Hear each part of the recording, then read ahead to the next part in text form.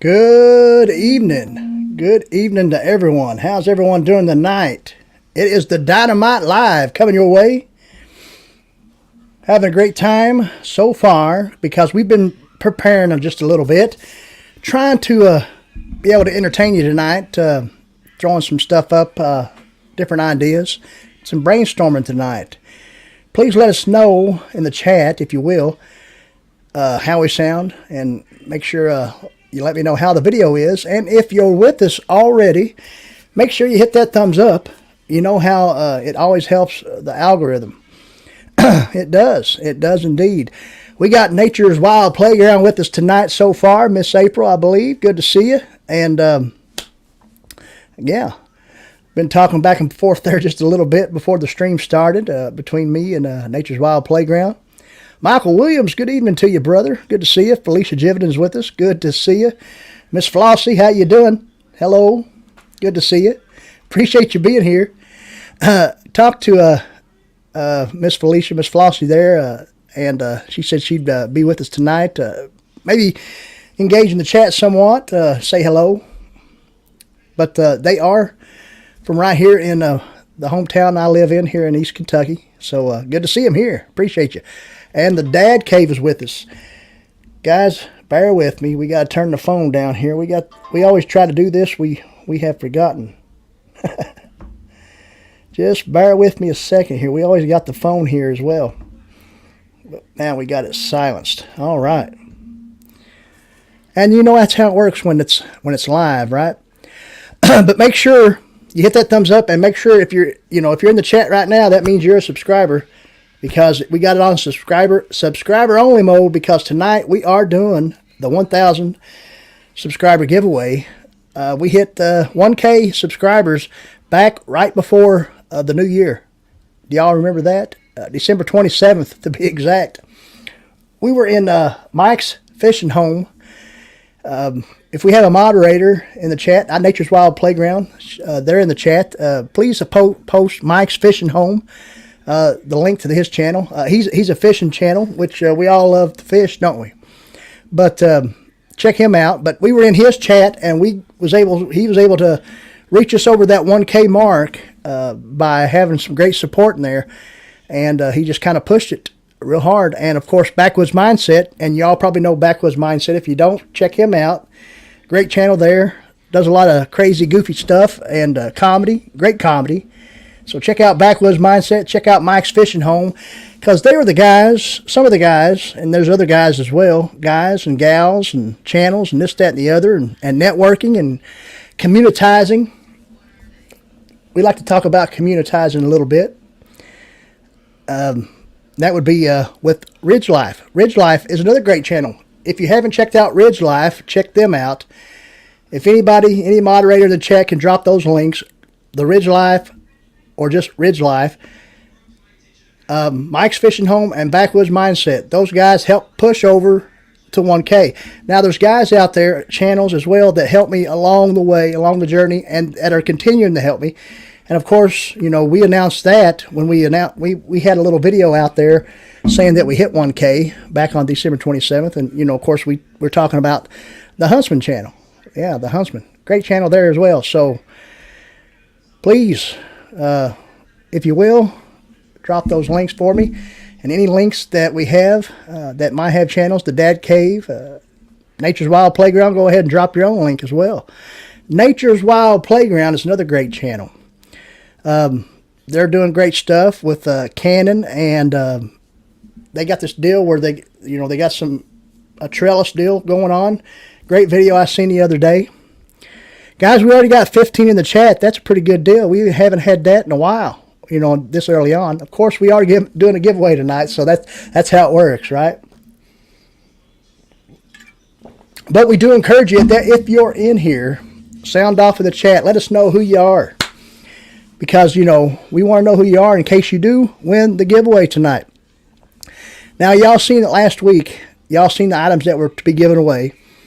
And, of course, the thumbnail of this video should have showed the items as well. So y'all know what's going to be given away. Now, last week when we showed those items, we also said there was going to be some bonus items that wasn't shown during that live stream. So, with that being said, here in just a little while, we'll be showing off some of the bonus items. Okay? Okay. Red Bird Farm. Red Bird Farm just joined us. Good to see you. And you know what?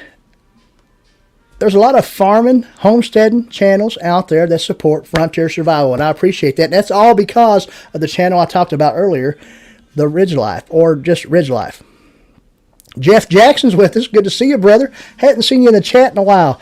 I'm sure you watch all you can because you're a great supporter here on YouTube, and you're a great supporter over there on Facebook. Jeff Jackson, he's one of my moderators over there on Frontier Survival Friends, guys. We'll be talking about that here in just a little bit, the Facebook group. Some people out there say Facebook is dead. Not sure. Sound off in the chat if you think Facebook is dead. Is it a platform to grow on? But Derek Russell, he's with us. Good to see you. East Kentucky Explorer, good to see you. How you doing? Another great Kentuckian from right here in East Kentucky where I live, but he is probably farther east than I am. Video, everything sounds good. Awesome. Raymond Williams just joined us a little while ago. Tuber Chat, Connect and Grow, good to see you. Thanks for coming and joining us again for another week of live streaming right here on the Dynamite Live Show. Guys, we used to call this Dynamite Wednesday night, and I say used to, but we still do. It's still Wednesday night, and it's still Dynamite. But you'll hear me switch that up from now, time and time. So tonight it's Dynamite Live. Dynamite Live. It might be Dynamite Live from now on. Is it always going to be on Wednesday night? Most of the time. But we're going to start cranking out some live streams. We've been promising that week and week and week, and we haven't been able to do it. We have not been able to do it. I'll admit it. But we're going to start. We got to get those watch hours. We got to get monetized. We've hit that subscriber mark that you need. The subscriber mark matter. Does subscribers matter? It's not an analytic that YouTube actually worries about. It's mostly views and the watch time, the watch hours. So we got to get those. We got to keep them up. And if we hit them, we'll be able to keep them up by live streaming once or twice a week, throwing some edited videos out there. Everybody, that's how it works. But we got to get those. We've asked people to maybe play playlists, this, that, and the other. That seems like cheating, but, that's kind of how it works. You hear about that a lot. But we're going to get them. We're close. We're close. I don't know if we'll get them tonight. We might. Who knows? We're probably just going to go an hour tonight because that's just how it works, on a Wednesday night most of the time. We might go a little bit over. But we got to get some good 3-4 hour live streams going on the weekends. Watch hour weekend is what I like to call it. And we're going to get there. We've hit 20 in the chat, guys. Big number there. I don't know. We'll find out. Appreciate each and every one of you that's here tonight. Let's catch up with the chat just a second here. Yeah, we did say hello to Jeff Jackson. Good to see you, Jeff. Appreciate you being here. The Dad Cave giving that thumbs up. Lenora Bowers, appreciate you. Not sure if I've ever seen your name before, but I do appreciate you being here. Please forgive me if I do know you, but sometimes I forget. Thank you, Red Bird Farms. Congratulations there. Miss Felicia as well. Yeah, that's what I'm saying. We hit that 1,000 subscriber mark around, December 27th. And that was a goal of ours to hit that before the new year, and we actually did it. That was awesome. Guys, Woman Outdoors is with us. Good to see you. Appreciate you being here, Woman Outdoors. Did watch a video of hers that she put out here this week and commented on it. All right, thank you for posting them links. Yeah, Backwoods Mindset. Mike's Fishing Home. Thank you, Raymond. Thank you, Nature's Wild Playground. Po Boy Adventures. Good to see you. Michael Williams is from Southwest Texas, guys. Everybody welcome Michael Williams to the chat. Appreciate you being here, Michael Williams. You might, you'll get that chance to win that giveaway going on. But, we're not going to really show what we are going to give away. We're going to show the bonus items here in just a little bit. This giveaway will happen soon enough. we won't go until the end before we do a giveaway, but we're not going to do it just right off the bat either. Farmer's Son Prepping's with us. Good to see you. Appreciate you. Tina Ladybug just dropped in. Good to see you, Tina. Appreciate you coming in here. But yeah, we're going to show some bonus items here, and we're going to show some other stuff here as well that we did mention the Facebook group earlier. And we do got some great help over there. Nature's Wild Playground. She's a moderator. They're a moderator over there, April. And a group expert, Jeff Jackson, in the chat as well, as a moderator and expert as well. And other great channels. People know him on Facebook as, hopefully I'm pronouncing this right, Paladin Soup Bean. Paladin Soup Bean. Not sure if y'all know that fella. He's on Facebook. I hate to say it if he's watching right now. I did forget his real name. He told me one time. But a great friend. I've never met him in person, but I tell you what, he seems like a true woodsman, and he likes to hike and all over East Kentucky and in the Red River Gorge area. And we talked about the Red River Gorge area right here on the live stream on the Dynamite Show. And it's right here in East Kentucky. Red River Gorge, great place to hike. People from all over the world come to Red River Gorge, and it's just a small area. I mean, great wooded, great geological area. But that being said, it's cool that people come there to do rock climbing and different things. Some people just camp right there in different places. Okay, let's catch up with the chat just a little bit here. Everybody's saying hello to everybody. Did Mr. Boots and Bounty come in? All right. Stopping by to hit that up and share some love. Awesome. Thank you, Mr. Boots and Bounty. They were just live streaming just a little while ago. I jumped in the chat and said hello. But appreciate you coming in here. Prepper for Life. Good to see you. Jefferson Einstein. Good to see you, buddy. But yeah, we got a lot of things to talk about tonight, and we got a giveaway to do. So it's all going to be done tonight. So please stick with us if you would like a chance to win the giveaway. And what we're going to do is we're just going to do I'm going to pick a random number between 1 and whatever, and I'll figure that out here in just a minute. And you just start calling the numbers out once I say go. Whoever gets the number, if they hit it on the head or the closest, will get the lot of the giveaway. And we'll send it out to you. I think we did say hello to Po' Boy Adventures, but if I didn't, I apologize, and I'm going to say hello to you now, but I think I did. He's saying B-Rock Campground on the Pulaski side is finally open. Oh, that's cool. That sounds great. We'll be planning a drive camp in the next few weeks. All right. Make sure you get that footage, too. Film that stuff. Make a video. Appreciate you, Po' Boy. Po' Boy Adventures. They've been on the channel. Talk to us. And here in just a little while, we'll drop the link and see if anybody wants to come up on chat and talk about this, that, and the other. One number only. I don't know. I see a lot of people doing that where they just pick a number. I don't know. I mean, yeah, I'm going to give everything away that I've got to give away to one person, if that's what you're saying, Jeff Jackson. Yeah, unfortunately, I just can't see me shipping different items, no matter how much they weigh, out to different people. So I just thought I'd do it that way. If that's what you're asking, please elaborate in the chat and let me know. One guess, right? Yeah, I guess so. Yeah. I mean, like I said. Oh, okay. Let's not throw no numbers out yet. We're not ready for that. Unless you're joking around with me, Tom Ritter. And I say hello to you, Tom Ritter. I think I did see you jump in the chat a while ago. Me and Tom Ritter talked a little bit a while ago. He's going to be sending me the mystery gearbox. Not sure if anybody in the chat has seen that. But I'm going to be receiving it. And I think I know already, by looking in that chat, who I might be sending it to. At first I was thinking, who will I send that to if I get it? And I think I've already decided who I'm going to send it to. And we'll let that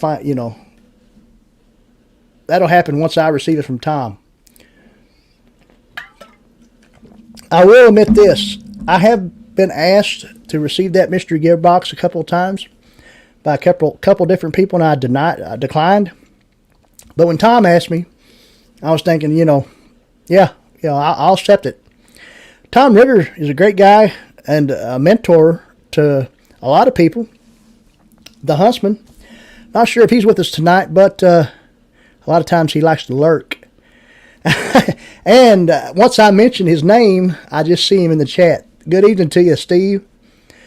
But, he said Tom is his mentor. I have heard him say that.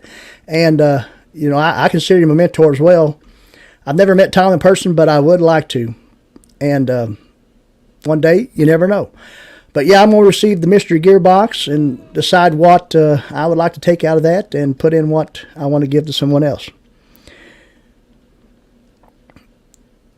Raymond Williams is on top of things, throwing them links out there. Appreciate you, Raymond Williams. All right. But we'll go ahead, after a little bit of rambling here, we're going to go ahead and do a little sharing. We talked about the Facebook page a while ago, or a Facebook group, rather. And we're going to show you how things are going over there. And right there you see it, Frontier Survival Friends, guys. 1.5K members. Not too bad. I don't know. Some people say Facebook is dead. We did talk about that a little bit while ago. And, it is a public group. And 1.5K members. Good amount of members. It's only been in existence since last summer or so. We'll be coming up on a 1-year anniversary on that group. But not too bad of a growth there. Good deal. There's a lot of engagement there. A lot of people post their links. And just a little while ago, I put a post out on there saying that I would like for people to make sure they put a good description on their videos. A link drop is all right a lot of times, but, just a few words about what it's about. I mean, that's all it's matters. I don't care what it's about. I don't care if it's bushcraft, if it's survival, if it's going to Sam's Club and asking, people to subscribe to your channel, or Walmart or whatever. But because, we got people out there that's done that as well. And you don't have to be an outdoor content creator to post your link out there. I'll accept anybody. But Frontier Survival Friends doing good, getting new members every day.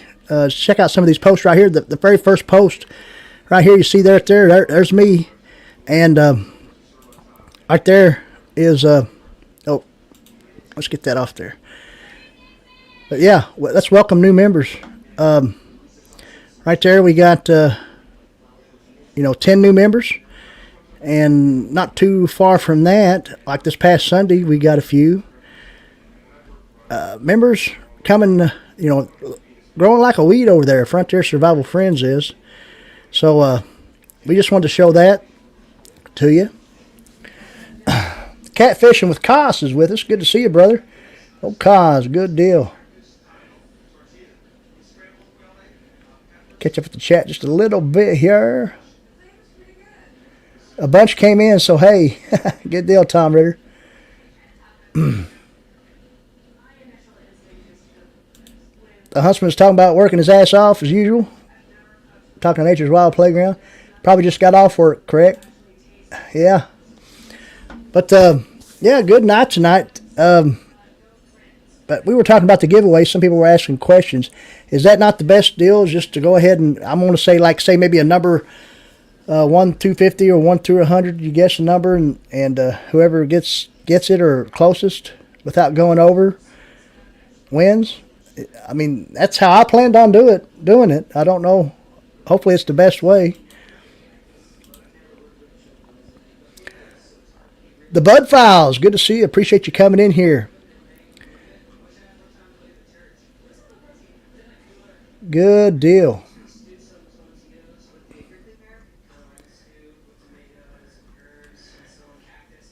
We are about 20 minutes into the live stream or so.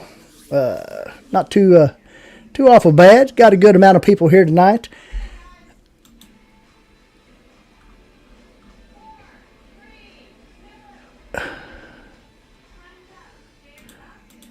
checking out the stream health here just a little bit. We are excellent, guys. The stream health says excellent. So that's awesome. We're glad that everything is good.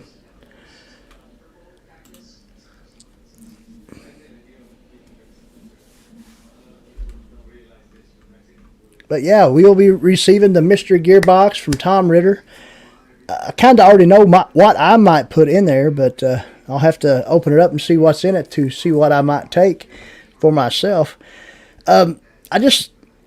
We talked about that earlier, and I never did accept it from a couple of people, and it wasn't because I didn't want to. It just, at the time, I just didn't know how I might, be able to, I mean, of course I can go to the post office and send it out that way. But the thing is I can send it UPS because the place I work, the hardware store where I work at is a UPS drop-off place.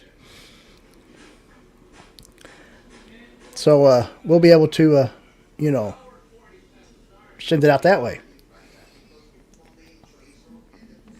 The mystery gearbox when we receive it, and we'll be able to send out whatever it is, whoever wins the giveaway tonight. I won't, wait too long to do the giveaway, but we will probably give it another 5-10 minutes. Try to talk about a little bit something here. We'll even ask if anybody wants to come up on panel and talk about anything. We're going to go ahead and do it right now. We're going to drop a link here in the panel and see if anybody might want to come up on panel and just discuss something, anything, if they got a channel, anything they might want to talk about that, anything, if they're getting ready to start forging, hey, spring's coming up on us, the flora, the fauna, the fungus, everything's going to be good. I already got, red buds blooming here in Kentucky. So, if you want to come up on chat, talk about that, we can. Jefferson Einstein, he's talking about hopefully it actually works the way it should this time. Someone always seems to wreck the mystery gearbox from what I've seen.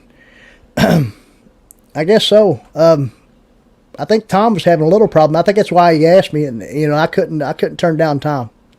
That's just how it is. That's right. Yeah, I remember you saying that there. I think either in the Twitch stream, the last Twitch stream, or your last YouTube stream, talking about how you want everything to green up. And it's greener up here in Kentucky somewhat. We're getting a lot of rain tonight. Storms, rain tonight. And they're talking about snow this weekend. It's supposed to get kind of cool this weekend. Farmer's Son Prepping just dropped in. Good to see you. AR Gun 1776. Good to see you. Appreciate you. Nathan Bowman just jumped in here. Yeah, he is getting there. You're right there, Nathan. Or at least in Kentucky. Nathan Bowman. Y'all remember him? He's been in the chat. He's a in-law, outlaw, and a friend.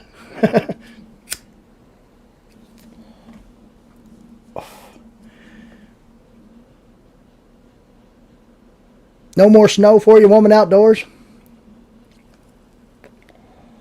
Yeah, mushroom hunting. That's what I'm talking about. Morel mushrooms, leeks, when it comes to vegetation type stuff.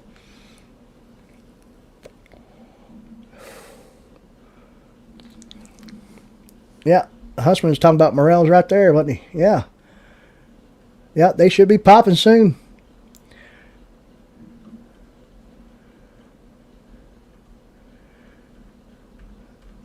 But if the chat's right there, or the link is right there if you want to jump up here. We'll talk a little bit. We probably should do the giveaway as soon as we possibly can. I just didn't want to do it right off the bat. It didn't make sense to me. But, everything's doing good with the channel.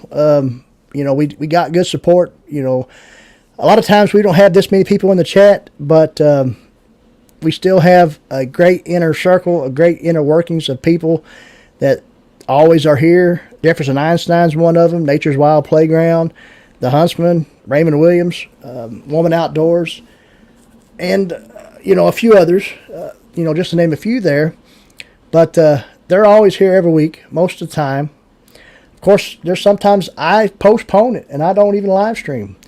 But we are going to have to crank it out if we want to get there. I mean, yeah, we might as well pay taxes on it just like everybody else.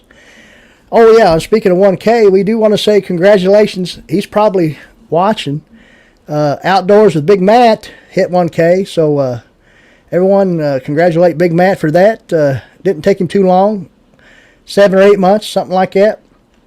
And he's got his watch hours as well because he does a lot of live streaming. Yeah. But Kincaid, Colin just joined us. Good to see you there. But yeah, Big Matt, congratulations to him. And you know, he came right out of the gate pretty much. He threw some shorts out there. He threw some other content. But yeah, then after that, once he started live streaming, he just, you know, it was just live streaming. And, you know, if you live stream all the time, you should get your hours pretty good. Kincaid Outdoors. I think we should congratulate him. I think, if I'm not mistaken, is monetized as well now. He hit 1K, and he got his watch hours because he done a lot of live streaming. And still does. I know he does a lot of Thursday night live streams, but he's been doing some Tuesday nights as well. Bearded Eagle, new channel that I just got introduced to probably last night, or maybe the night before. Appreciate you, Bearded Eagle, for coming in here. A good little family channel, bushcraft channel. Not really, you know, when it comes, you know, they do bushcraft, but they do it like I do and some others. We don't just go sit down and do an ASMR of cooking something. But yeah. I mean, we're frontier survival. We're bushcraft. We're homesteading. Homesteading's coming. We're going to have chickens. We're going to be showing that on stream. On the Tales from the Holler series. We've already talked about that. And we're going to continue with some gear reviews. We got some more gear reviews coming soon. And, you know, we got our Woodland Adventure series that's going to be coming this spring and summer. And we want to try our best to do some type of overnighter, and we're actually going to document it the best we can so it doesn't look like we're faking it to make it. So, you know, we don't want to be a Joe Robinette to where, you know, we're saying we're sleeping in a snowbank, but we're really not.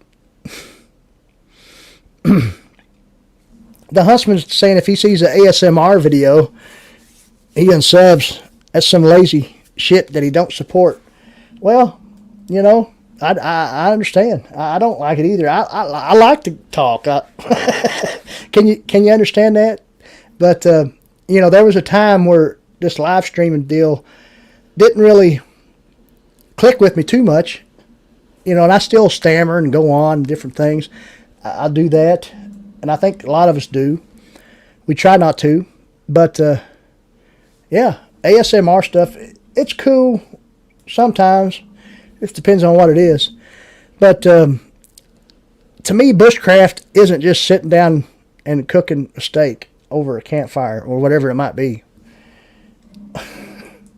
I mean, cooking is involved, but, you know, be like Corporal's Corner, you know, show off that build. Show off that shelter that you built. The Huntsman's got that live bushcraft build series that he's got there where he built the cottage. Guys, if you haven't seen that, check that out. Stonework, woodwork, and all. Right there. Of course, that cottage, from what I understand, is no more. And sometime here in the near future, the Huntsman will have to go back to the ruins of that. But we are looking forward to the Black Pearl Part 2. Jefferson Einstein kind of touched a little bit about that. Or he was talking about the mystery gearbox. Black Pearl Part 1 was kind of crazy. Great cliffhanger there. So I'm looking forward to Friday night with the Huntsman. Corporal's Corner does rule. AF.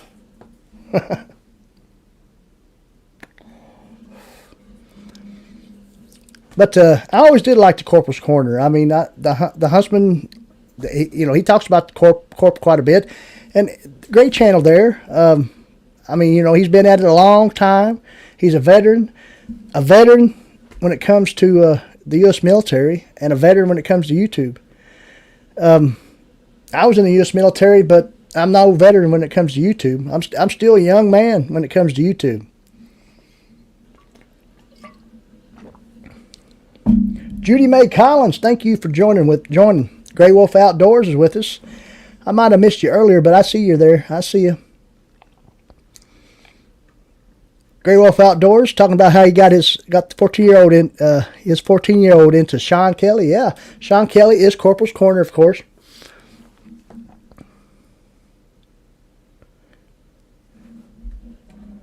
Yeah, your last stream stopped like hitting a brick wall.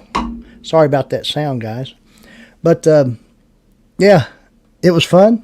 That was kind of wild. I was sitting there watching. I'm like, you know, I seen what was going on in the chat, and this, that, and the other. You know, of course, without elaborating, because, you know, I'm sure, you know, you got that to do yourself. You know, it was wild. I mean, the way it happened, you know, might as well have been the way it happened, but it was given back to the community, and, you know, the Black Pearl is still up for grabs. So that's all. It's all good. Someone will win it. Some lucky person. Just like some lucky person will win what we got to give away tonight. And, okay. We've wrapped up what we...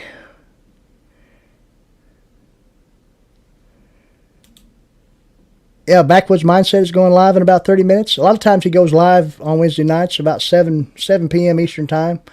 But I guess he's going live a little bit later tonight. That's cool. Thank you very much, Jeff Jackson, for letting me know that.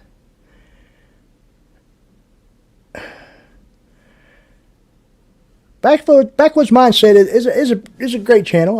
They're growing. They hit 1K not too long ago. Sometime last year, and now they're over 2K. So they're growing strong. Backwoods Mindset over there. Yeah, Dark 30 is about to go live. He always goes live about 8:30 or so. But yeah, I think we're going to go ahead and do the giveaway. We got 18 still with us. We're going to say 1 through 50, and wait before I put go in the chat. And whoever hits the number or closest will be the winner, and it'll be going by what I see. So here it is. Go ahead. 1 through 50.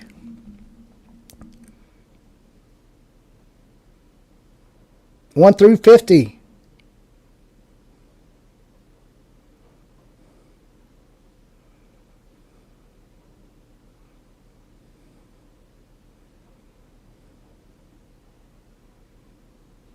Keep on, keep on. It's not been yet. I don't see it yet.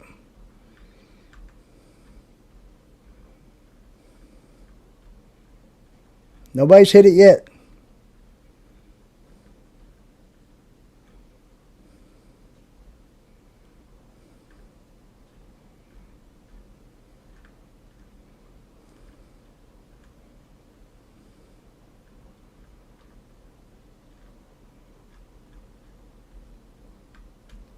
Does everybody guess?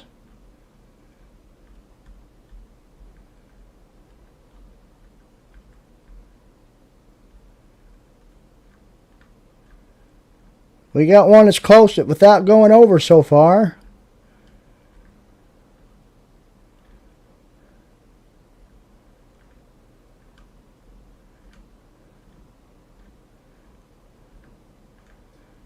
Please bear with me. Make sure I got...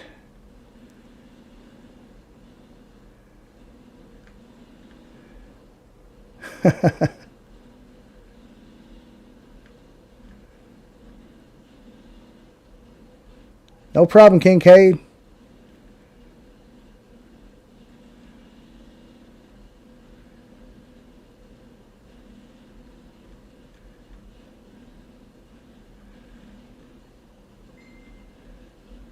All right, let me see.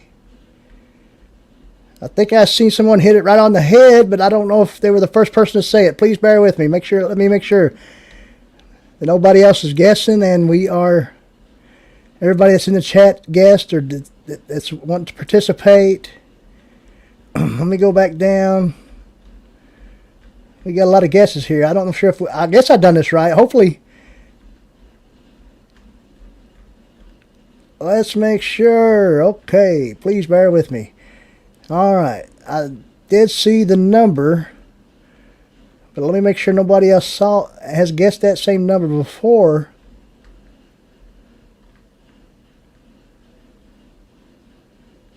All right.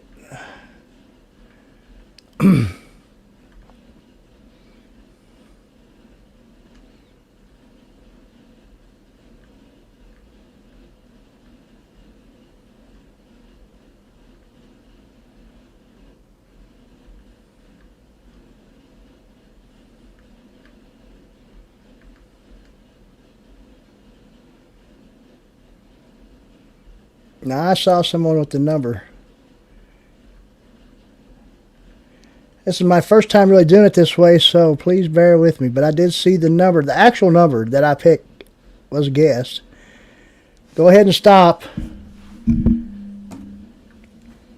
I didn't see anybody else in the number, but please tell me if so.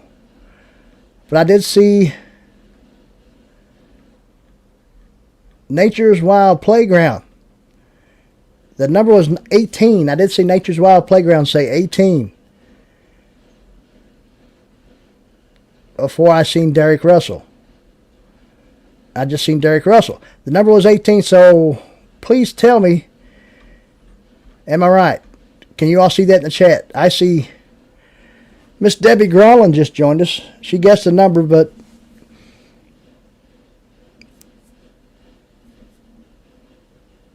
the number was 18. Nature's Wild Playground was the first one I seen with 18.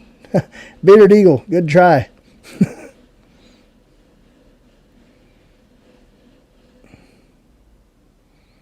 Nature's Wild Playground, congratulations. If you, I got an email right there in my About page. You send me an email of your address, or you can send it to me through you know, any of the messengers or whatever, however you want to do it. Facebook Messenger will be good. The email, I got that Gmail going on. Nature's Wild Playground is a moderator right here on the channel. Right, she is a moderator in my Facebook group. They do great blogs over there on Facebook. Good information. Good videos, good information on their videos. So check out Nature's Wild Playground. We did shout them out earlier. But looks like Nature's Wild Playground is the lucky winner. And you know what, guys? We give away everything before we showed the bonus prize. But right here is the bonus prize. And you all remember what else was given away. But right here, we did show this a while back.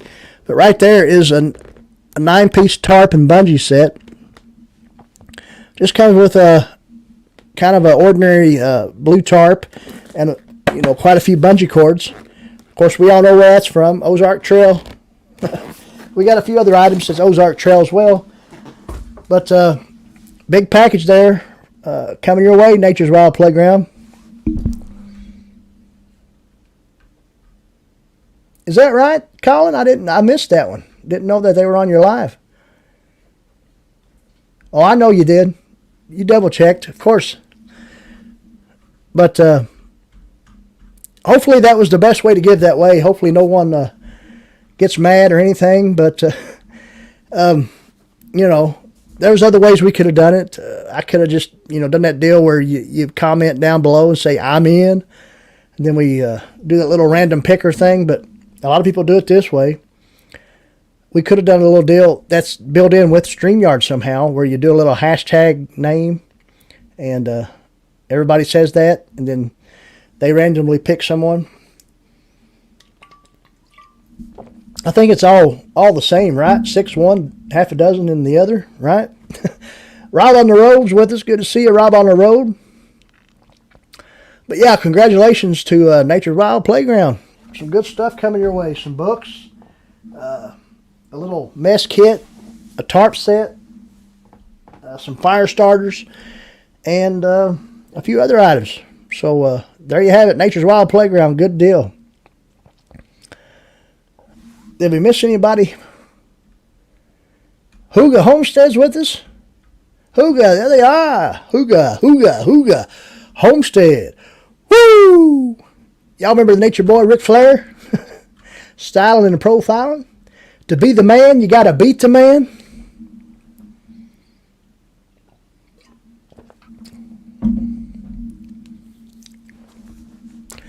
But yeah, a lot of great things happening this week. We talked about how the Black Pearl that the Huntsman's got up for grabs over there, and he's got a crazy little game going on over there with that board, the map, and the tabs and different things you can pull. Last week, before the cliffhanger, I was able to pull a tab, and I pulled one that gave me the right to pull two more, and it was all cool. And I unlocked the secret Huntsman platform, which was Pinterest. Didn't know you could use Pinterest as a platform as far as putting your content out there. But I do now, and that's cool. From South Dakota, Miss Debbie Gronlin is. Good to see you. Appreciate you being here. Bearded Eagle talking about something about urine. What the heck?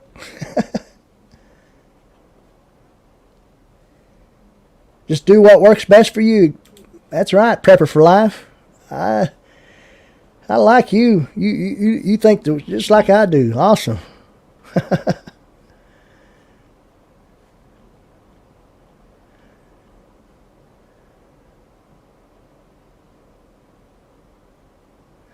Exactly right, Jefferson. That's why I said, I'm going to go by what I see first, and I just wanted to double check. I don't do a lot of giveaways, so, I thank you all for bearing with me, when I did find out and see what was going on. Yeah, but Kincaid Outdoors, yeah, please call him Colin. I did win a giveaway one time from Colin. I got a nice striker, flint and steel set from Colin, which was really cool. We might get that out here just a little bit and show that off. Yeah, I'm sure you remember Ric Flair. The man's probably 70 years old now, but he still, he does a podcast. The Huntsman has a lot of platforms. Yeah, there you go. Exactly right.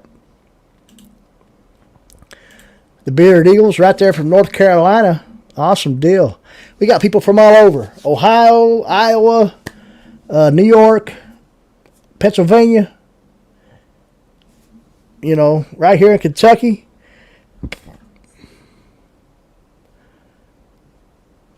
But yes, Nature's Wild Playground, just go ahead. You get a hold of me when you can.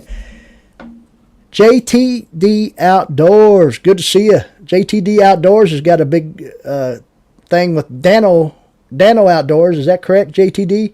A little bushcraft challenge. Is that correct? That sounds pretty cool. I wouldn't mind getting in on that, but I know it's between you two, and you're all right there, neighbors in Canada, so it's great. Outdoors Addiction just joined us. Good to see you. Guys, we still got a good amount of people in here, 23 or so. Make sure you hit that thumbs up.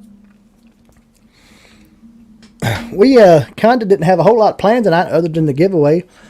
But, if time permits, we might present something to you. The way we have been here in the last few live streams, where we took that information and clipped that out to make a standalone video. Something I learned from the Huntsman.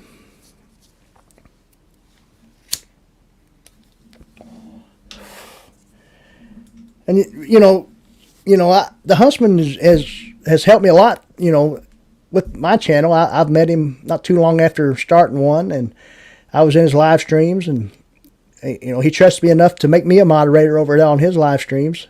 So I returned the favor. He's a moderator right here. And, of course, he's somewhere, he's upper echelon.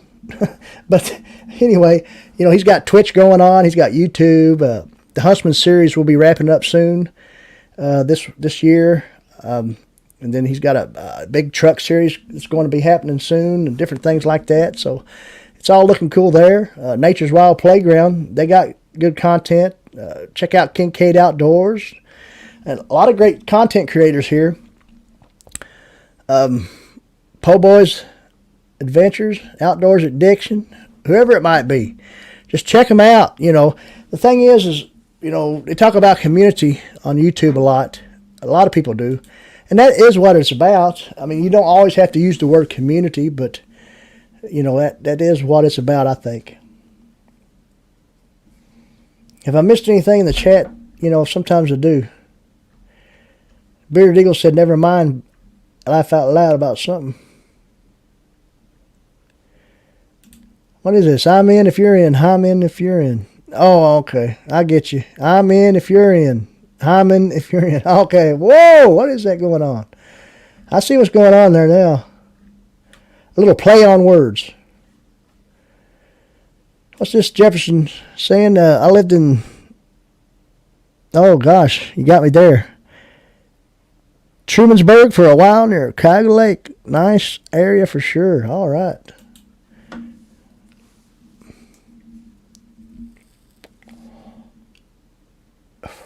Oh, Kincaid, brother, it's no problem. He's talking about how he's just here for company.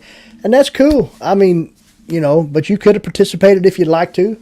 And, if you happen to have won, we would be sending it to you. But yeah, we just decided to do a 1,000 subscriber giveaway. A little too late. Maybe not. We wasn't going to do it as soon as we hit 1,000. We were going to wait. And, things are looking up. This week we gained... about 20 subscribers, in a week, and that's a good amount. Not too bad. Views are finally building up now. For the longest time in the fall and late summer, we were always in the green with our analytics. But this winter, it kind of dropped down, and we talked about that, a few weeks ago. But we are finally in the green. People are finally watching again. Or getting notified or getting new subscribers and they're watching. We get a lot of new viewers. We really do. Whether they subscribe or not, I don't know. But, some do, some don't. A few hours ago, before I started the stream, I was at 1123. And for some reason, I checked it right before I went live, and I was at 1120. So we did lose 2 or 3. We might have gained a few more tonight. Who knows? It's cool. But I'm not sure if anybody wants to come up on chat, but we will drop the link again. There it is. I did call out Jefferson Einstein one time. I like to say, hey, would you like to come up on panel with me? I don't know. I'd like to see what a Jefferson Einstein might look like. But anyway, we'll do it again. Or Jeff Jackson, Nature's Wild Playground, whoever it might be. We can sit here and talk just a little bit. You can talk about your channel, anything you got coming up. Been a good live stream tonight. Good turnout. It's not over yet, of course. But we do have someone that has bit. Someone who wants to come up on panel. It's my brother Colin. How you doing, brother? How you doing? Pretty good. And we got one more. Bearded Eagle. Cheers. Hold on just a second, guys. Let me check my settings here. Make sure we ain't got no on. Good to see y'all. Thanks for having us. Yeah, thank you for having me up, brother. Yeah, it's a wild and crazy time tonight. Oh, definitely. I can understand that. I've been where you're at. Definitely. I guess that went all right. Oh, yeah. It's a lot of fun to watch people, try to win, especially the multiple entries.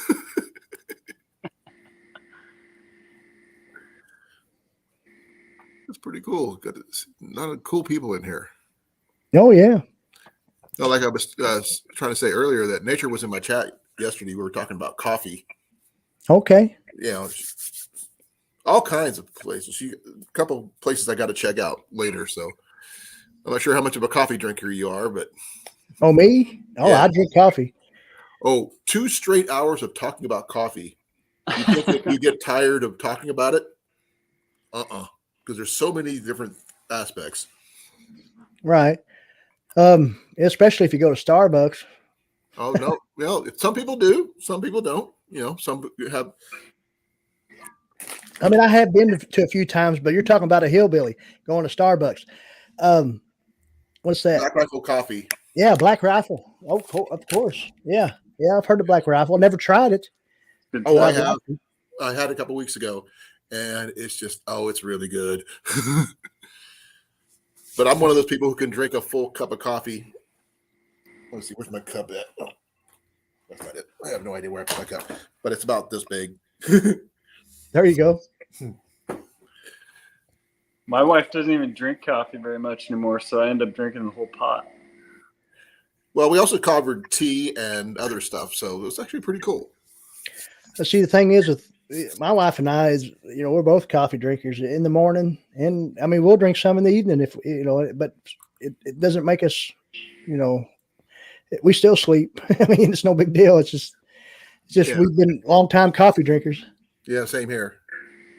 And found out some interesting things. There's a plant that grows here in Iowa called Yupon that is naturally caffeinated, a little bit more than coffee, but not as strong as black tea. So it's going to be interesting. See, Hey, Joy Stewart. Yeah, Joy's in here. I haven't seen Joy in a while. She said she loved me. Or she said we love you. I'm talking about her and Scott. Oh, well, say hi to Scott too. Appreciate you, Joy. Hey, Scott. And Scott. Yeah. Which yeah, Bearded Eagle. I just I think dark. Came to where you a couple of days ago, I guess. Go ahead, Colin. Oh, poor boy was asking me which one was the most caffeinated content, light roast or dark roast. I say dark roast. Yeah, I like dark roast. Me too. Thank you, JTD Outdoors. Awesome. It was a long time coming. It took me 2 years to get it. I didn't go as fast as Big Matt, but it took me years to get where I was at. The thing is, if you look at my YouTube, if you look at my About page, it says I've been, a member or, on YouTube since 2011. But as far as making content about 2019, almost into, 2020, right before the pandemic started. Yeah. Myself, I started at the beginning of 2020 with 2 subscribers at the beginning, and I was one of them. Hey, I'll admit it. I got a personal YouTube deal, just my name and my Heath, and I subscribe to to Frontier Survival as well. Hey, it happens, but it works. It's a lot of. I've had a lot of fun. There's been ups, there's been downs, but the people here are really, really cool. The thing is we all do it. I mean, other than we all have our niche, and the niche we all pretty much have similar niches. But the thing is we all do it. I do it. I like to entertain people, no matter what niche I might be doing. I could have done anything really. I could have just reacted to videos or something, but right. Or one of those people who just comments. That's right. It. So, Bearded Eagle, do you have a bow by any chance? I have to ask. There's a reason for it. Colin is an archer. Just a little bit. Yeah, a whole lot. Cool. Nice. Bet that set you back a pretty penny. And he pulls it out of his hat. Yes, he did. Hoyt. Hoyt? I don't know what the model is. Oh, there you go.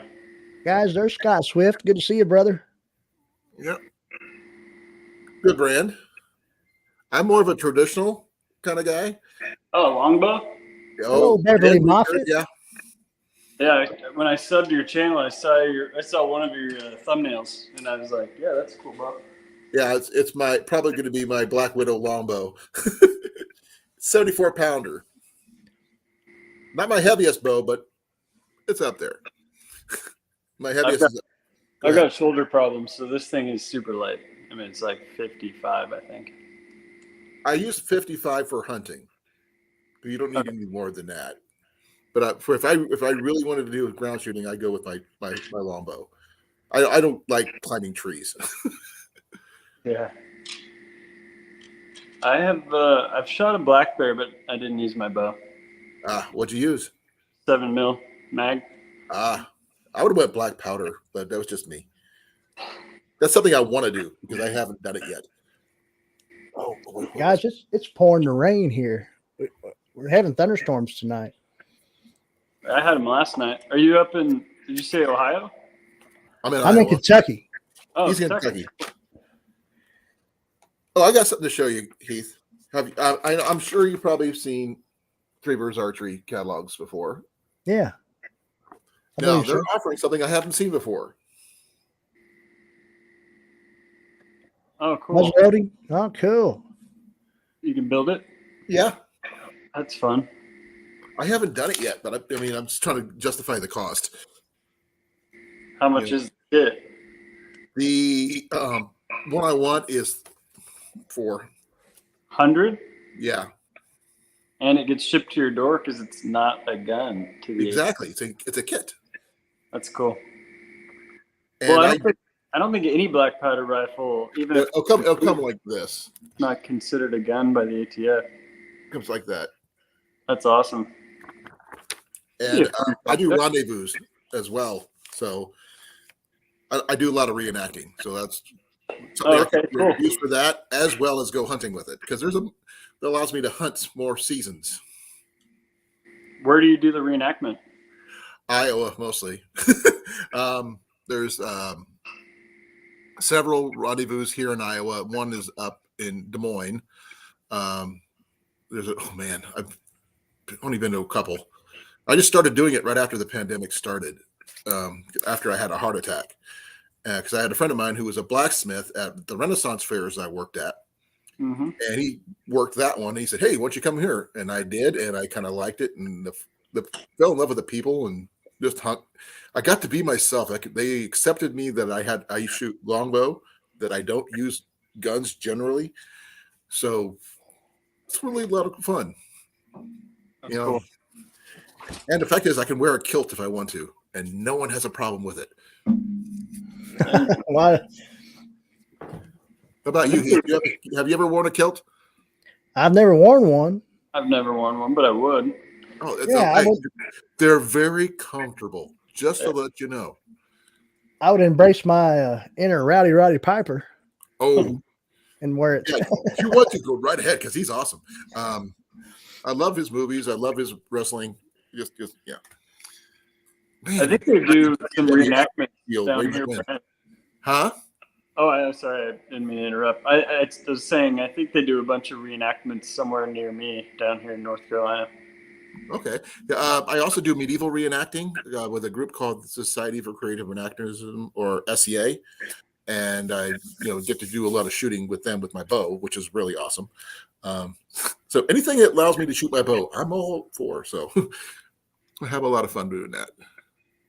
Where's Davenport? Hey, Scott, I was born in Davenport, so. I just moved to North Carolina, so when people throw out cities, I'm like, is that near me? No idea. That's cool. What a cool. Oh, no need to apologize, Pepper for Life. No problem. Oh, no. That happens more often than you think. As long as it's not your drink in your laptop, which would be really, really bad. Yeah. I appreciate y'all. That's what I mentioned. Kilt. What's wrong with that? There's nothing wrong with a kilt, JTC. It is an awesome thing. I bought my first kilt doing a Renaissance fair, making leather bracers and cup holders for people. Made $75 in a day, enough to buy my first great kilt. It was a totally awesome day.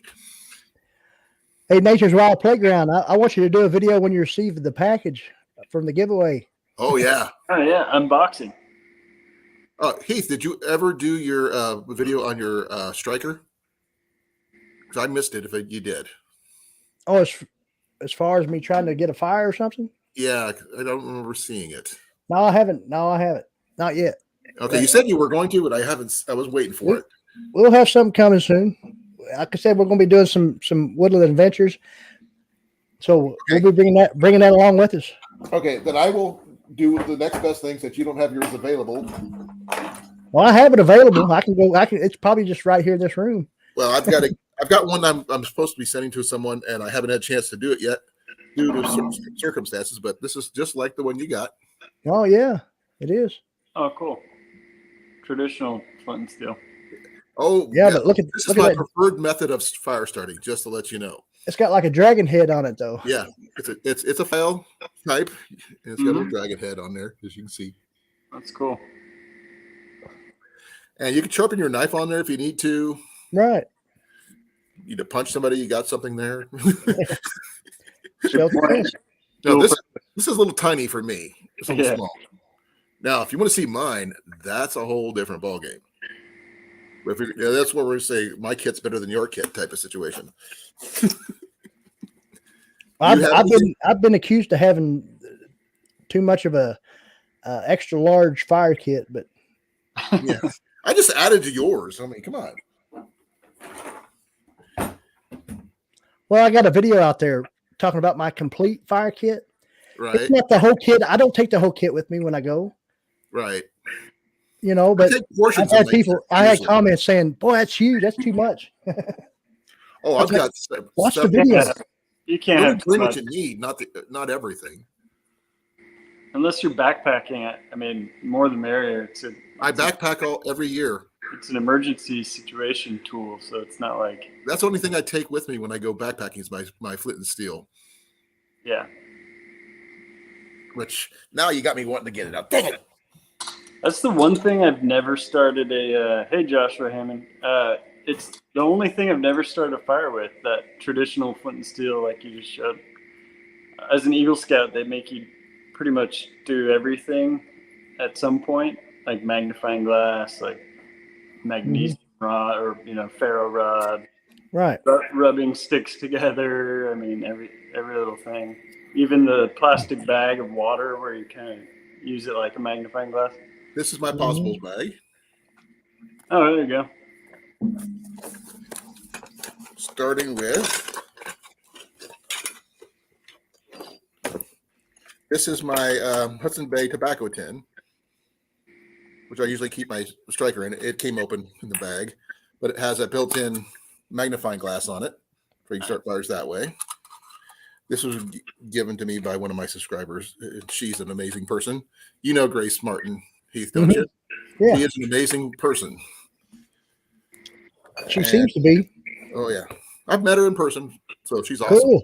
Cool. This is mine. There you go. You know how small the other one was, but you can get all four in there. I get all four of my fingers in there. Dual purpose. Oh yeah, multi-purpose. I can't sharpen anything with it like Keith can, but this was one contest of fire striking at several different rendezvous, so which is really cool. Let's see here, compass don't really need to worry about that.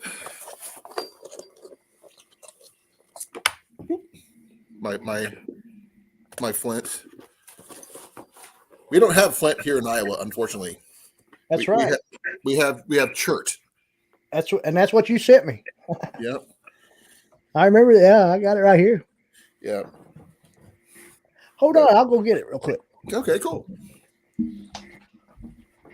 Now, the person who won my other kit, what do I do with it now? I misplaced everything.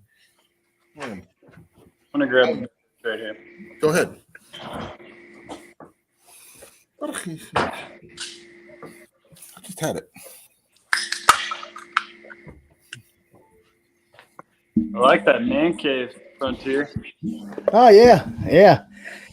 This is just actually, I mean, me and the wife don't have any children, no kids. This used to be a dining room. We don't really need a dining room. Yeah, formal dining room. Ours is empty, and we're like, what are we gonna do with this? Right there you go. Yeah. Oh, nice. It is pretty cool. I picked up. I won that from Collins giveaway back this past summer, and Then, of course, there's the piece of shirt Sure. there. Yeah. It doesn't seem like much, but it works. It does. It does. I mean, there was, I did show that off in a video, with the complete fire kit, and I did. You could, if you watch closely, you can see the sparks in the video. I mean, I mostly just use my phone to record, unless I'm live streaming. Of course, I'm on the laptop now. But Same. Do you guys make your own char cloth? Yeah. yeah, I have some of my own. I have some. Oh, that was another thing that was part of that kit. Right here, Oh, there you go. famous Altoids tin, a char cloth. Yeah. Mine's over there. The Huntsman might get the joke about the Altoids, the famous Altoids. Yeah. So Just you make sure you use 100% cotton, because I've seen people tried it and they were using something synthetic blend and they don't realize it doesn't work. You can poke a hole in that Altoid container and make char cloth in it. Actually, you don't need to poke a hole. Oh, you don't? Mm-mm. I thought that's how you tell when it's done. No, the thing is, if there's enough gaps in there just to let the smoke out the edges, you don't always okay. have to poke a hole. But if you want to, you can. It just helps. Gotcha. Yeah, I'd say you're right there, husband. How do you do that? That one's a good question, especially since I don't even own an iPhone. Huntsman, get in here. Oh, you've been summoned. I need an explanation. I need explanation. You're trying to figure out what's going on. That's really cool. If that, I mean, I'm sure it's true if the Huntsman said it.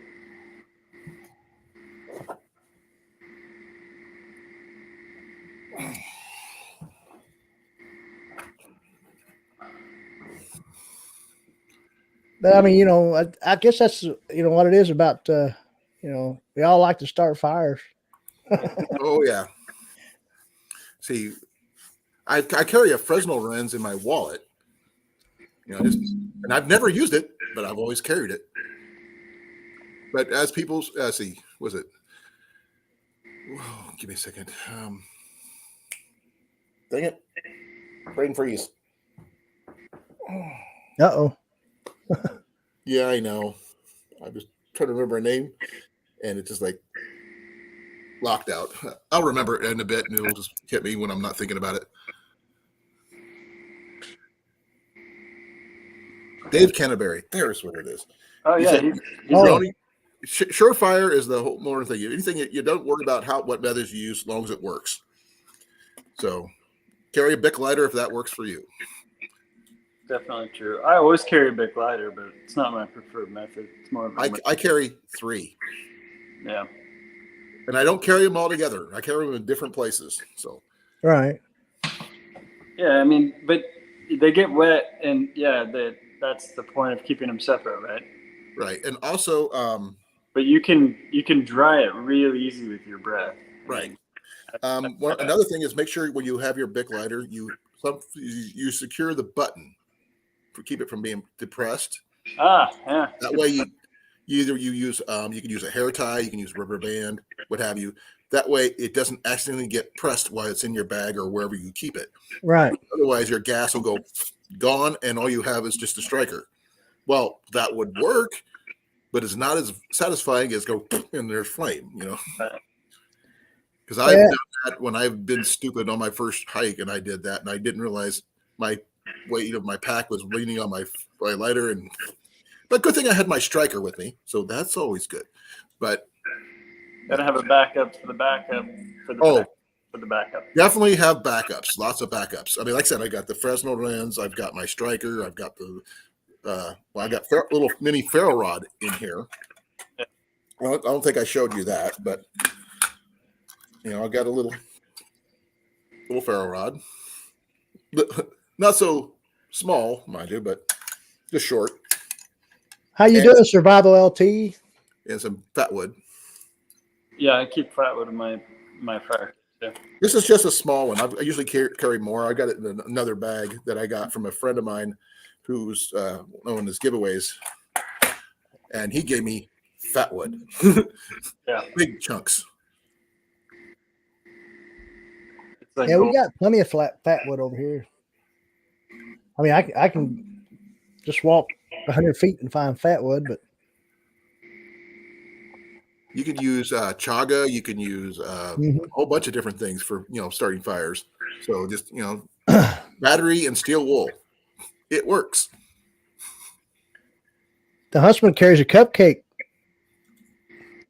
Cupcake. to start a fire. Okay, I've seen sugar. You can use sugar cubes and ash to get a really good fire starter going. Pot People, perm, Well, potassium. you can also use ash and a piece of cloth and like just do yeah, this. I saw that. Yeah, you put it between two pieces of wood and do this. Yep. Well, you roll it up in paper in like cotton, and Yeah. then roll that between two sticks, and it gets hot enough to get a coal going. Birch bark is great tinder. Oh yeah, birch bark is one of my son's favorites. He That's goes the- out of his way to find birch bark. It's the first thing I did when I built my bushcraft camp back in like the back 2 acres of the property. Is I planted a river birch. Okay, I'm already jealous of you because you said the back 2 acres of my property. I don't even have that. I mean, I'd be happy with a half an acre. Well, I was fortunate enough to sell a house in Seattle last year, and so I could move here and buy way more. I mean, this place would be like $2.5 million in Seattle. Wow. Would never have been able to afford it. So we were like, I work from home, so it's like, why are we in the most expensive part of the country? Okay, it's cool. My boy likes collecting old-fashioned lighters. He's looking for a World War II trencher lighter right now. It uses any kind of alcohol fuel, even perfume. It'll still. Will a Zippo work with any fuel? It might. We've actually used it with denatured alcohol, and it did work. Mm-hmm. Yeah, That's cool. I've actually used denatured alcohol with a Zippo hand warmer too, and it works. Okay.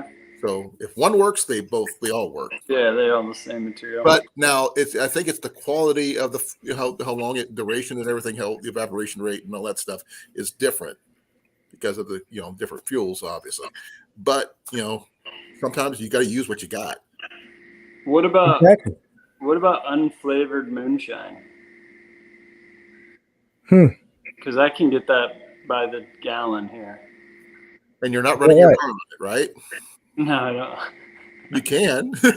I put a ethanol-free regular in my car, my truck. I've got a flex fuel vehicle, so it would work in my van. So, What flex fuel means. huh? Yeah.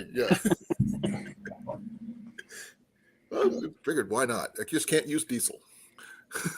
Yeah, exactly. Plus, it's too expensive anyway. Pretty much, yeah.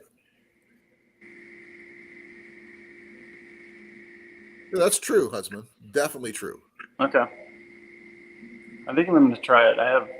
What's it? Exotac makes a Zippo-like lighter, but it's got a waterproof seal on it. Right.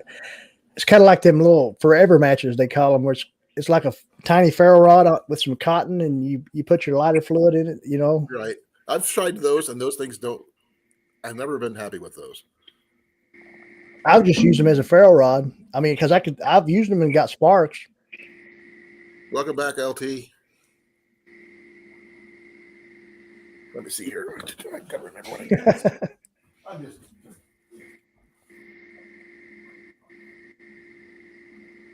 I lost the chat.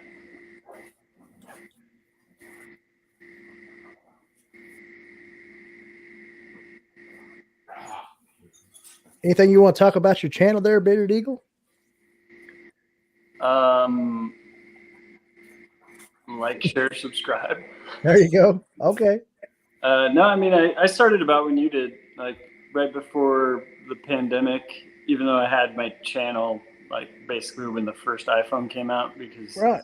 I was like, oh, what's YouTube? We can just upload a video to this thing, and but I never really created content until just before.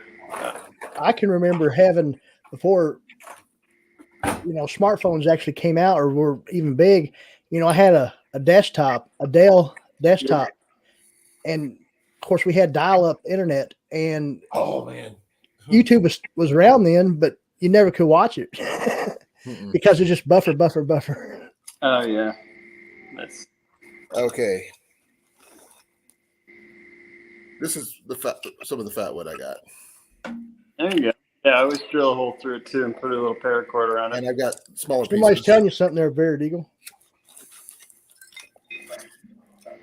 Hey, what Kevin K. I didn't even know you had another channel. Oops, sorry. Didn't know. Super chat, connect, and grow. Okay, cool. I didn't know that was you. I saw him call me out earlier, and I was like, just being friendly, and I responded, but I didn't know that was his. It's cool. Good to see you, Kevin K. That's cool.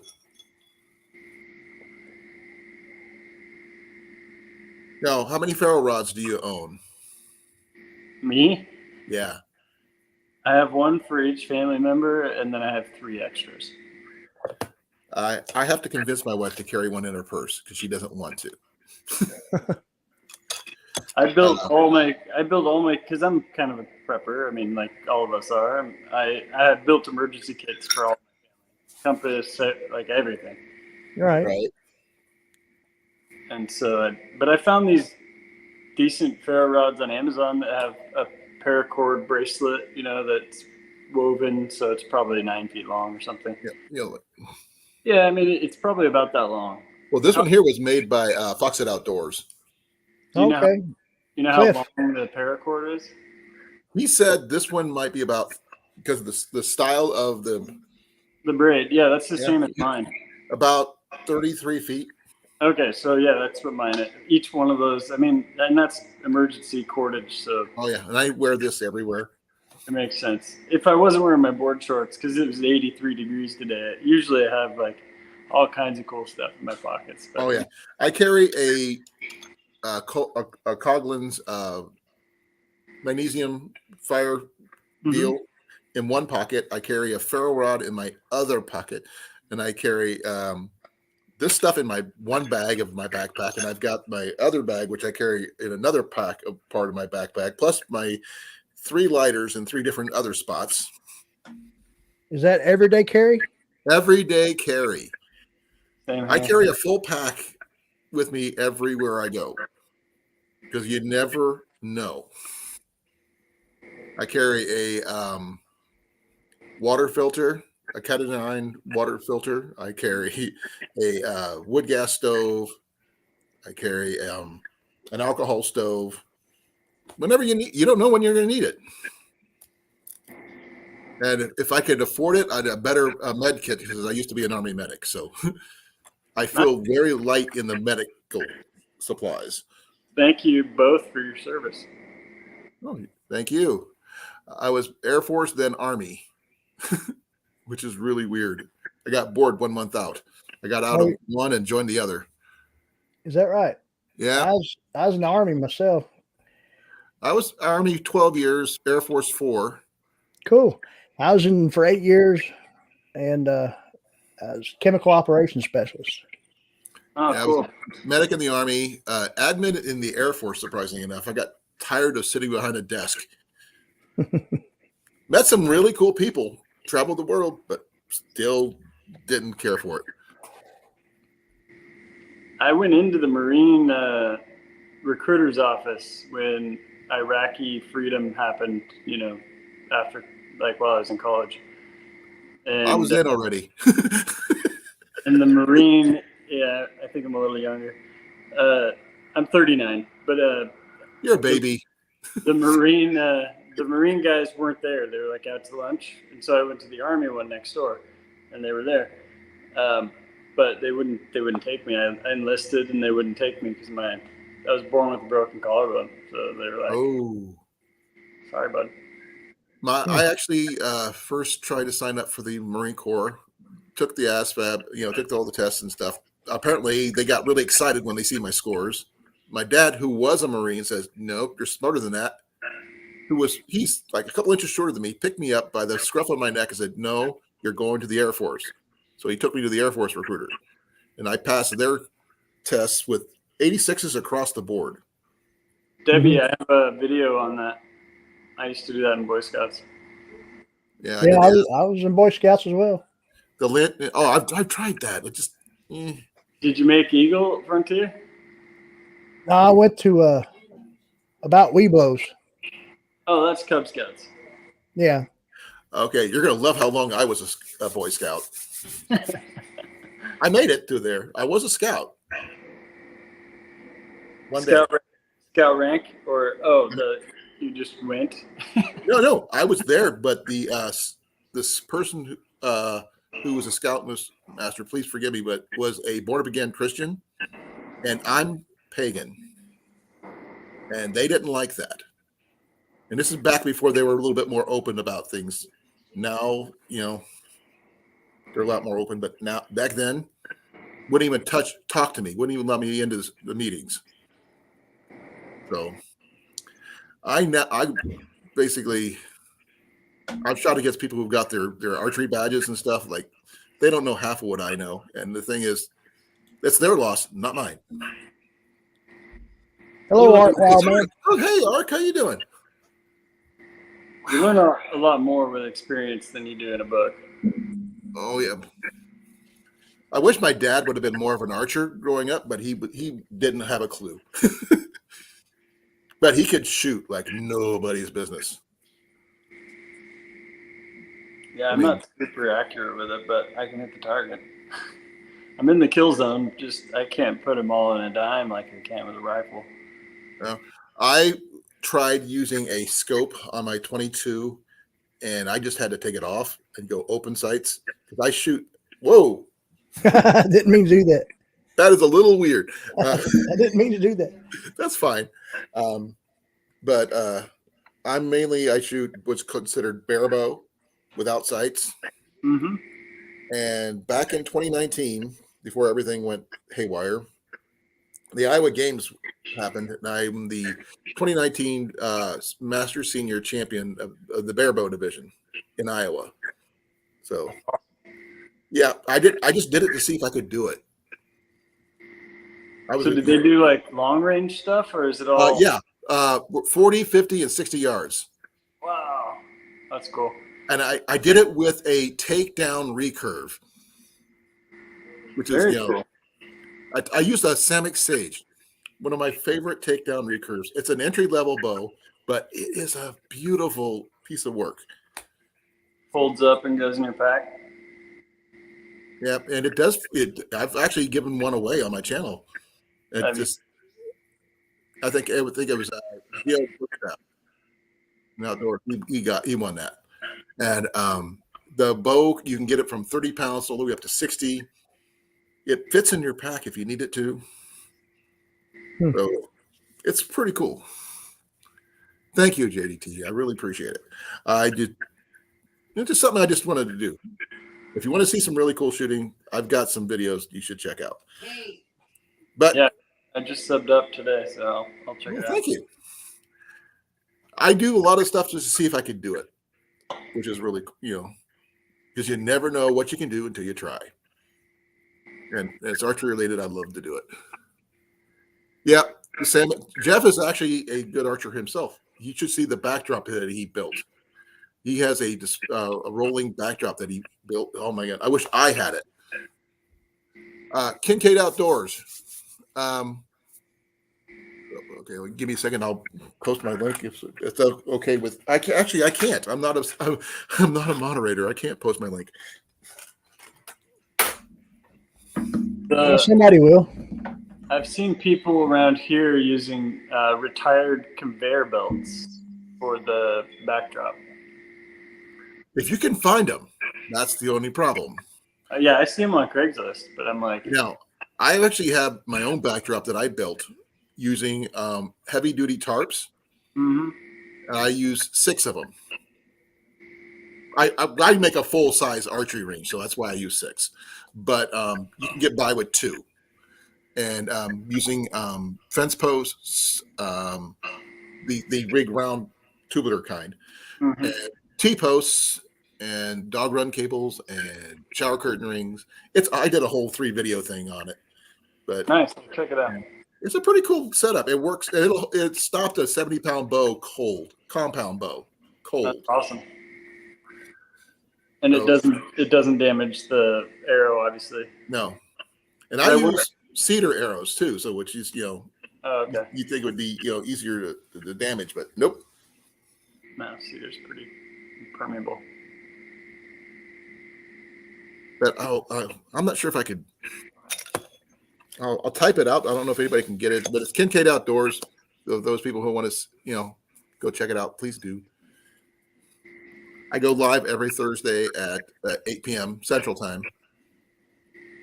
I make sure because maybe they didn't put your. I know somebody, Nature posted it earlier. I make sure because. Oh, okay. Then I subbed it. I subbed up to everybody that was in the chat because, like you guys said, no, I'm not. Wait, no, that's one subscriber. That's not you. Yeah, Nature did earlier. Oh, I subbed around. Yeah. Almost an hour ago. I subbed up to that. You should have gotten a notification. Oh, I haven't checked, so give me a second. I dropped it there. Try to. I think there it is. Yeah, you've got 1,010 subscribers or something. 1.1K, yeah. I'm subbed. Thank Cool. you. I'll check it all out. And if you have any questions about archery, please let me know. I mean, I'll do my best to answer it. If I don't know, I will find out. Grilled cheese challenge. Oh, yeah. We talk about anything on my channel. And grilled cheese is a yearly thing because it's a comfort food. When did you say you go live? 8 p.m. Central Time. On what days? Tomorrow. Thursdays. Okay. Every Thursday. Heath Cool. mentioned it earlier, actually. Nice. And he's been on my channel several times, up on the panel and everything. So it's pretty cool. He's got a lot of good information. But right now, Heath is a little bit distracted. No, I was just looking at my phone there. I said a little bit distracted. Thank you for doing that, Heath. I really appreciate it. Yeah, I like you said, it's community. I like to support all the smaller channels because, especially when the Huntsman pointed out the poaching that Fowler and Ovens were doing, it's like, Yeah, I heard about that too. why are we supporting these guys? I don't know. I've always been against poaching. I mean, if it's an emergency scenario, I get it. Do whatever you need to. But those guys should know better. They should check the regs and stuff.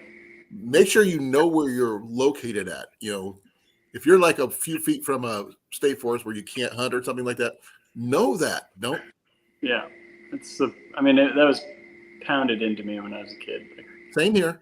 And the thing is, but there's loopholes to that effect. If you shot it before it got there, you can track it into it, but that's about it. You follow it, do clean kill, that kind of thing. Well, and the other thing that I was taught is if you make a mistake, man up. Oh yeah. If you screw up, and they still haven't. They haven't brought it up. I don't subscribe to them anymore, but I still watch. I watch their videos because they're entertaining, but they still haven't talked about it. Thank you. Probably should. So speaking of grilled cheese, my secret is that I put mayonnaise on the bread instead of. Oh, you're not the only one who's done that. I'm sure I'm not. But the thing is, if you're so much about to think, I want to see a video, do a video, put hashtag Collins Grilled Cheese Challenge, join us. There we go. We myself, Mike, and Cliff, Foxhead Outdoors, we did our grilled cheese live, and just there's something about grilled cheese. It's like everybody seems to like it, and my favorite grilled cheese was the old fashioned government cheese that they had. Oh yeah, Reagan cheese we call it. Oh my gosh, that made the best grilled cheese ever. But we can't get the cheese anymore, which really sucks. But And also on my channels, the fact is I keep it neutral. No politics, no bashing people. Yeah, I haven't brought that It's into my channel, but I bring that into other people's channels. Oh, we had a guy show up on our channel a while back, and everybody in my chat left. Literally shut my channel down. Is that right? And I had to delete it. I mean, there was no point. I only do it in political channels, like the Convoy, the Ottawa stuff. Those are political channels. So yeah, the trolls in there have to be responded to with facts instead of more emotional response like they're used to. Oh yeah, I mean, I don't mind people coming in and they have their opinions, but the thing is, that's for other channels. This is not a political channel. Mine, I mean, not this one. This is Heath's channel. Heath does what he does. No, I'm not political. No, I don't know. If you have your opinions about the president, that's cool. That's your opinion. You're welcome to it. That's all I need to know. Oh, grilled cheese with what, Debbie? Come on, you just can't lead with that and not say anything. You meant to hit the space bar and she hit enter. I do that all the time. Okay, I will. Oh man, you show up tomorrow. I'll post the everything you need to know about the grilled cheese challenge. It is just, I mean, yeah. Grilled cheese with pickles is pretty good. Oh man, Grace Martin did one with an $11 cheese. $11 for cheese. A block of cheese? No, a couple slices. Really expensive cheese. One of my other moderators. He's just barely. He's like 17, 18 years old, but this kid works at the House of Cheese in Ohio. Wow. Is that Evan? Evan. Okay, yeah. You know who I'm talking about. Evan is amazing young man. Evan Stadler, right? Yeah. Yes. He's a amateur astronomer. He's outdoorsman. He is an archer. He's a fisherman. The kid does it all. The thing is, this kid is 6'4". He's freaking huge. And he's one of the nicest people I know. And yeah, he's a really cool kid. Yeah, he actually bought a Samick Sage because I was talking about it, and he got one for his birthday, and he shoots it and everything. It's just a little low powered for him with his height and everything. A 30-pound bow is probably about 45 pounds in his hands because of his draw length. Outdoor Jack, thank you for coming to Heath's channel. Whoops, sorry, that way.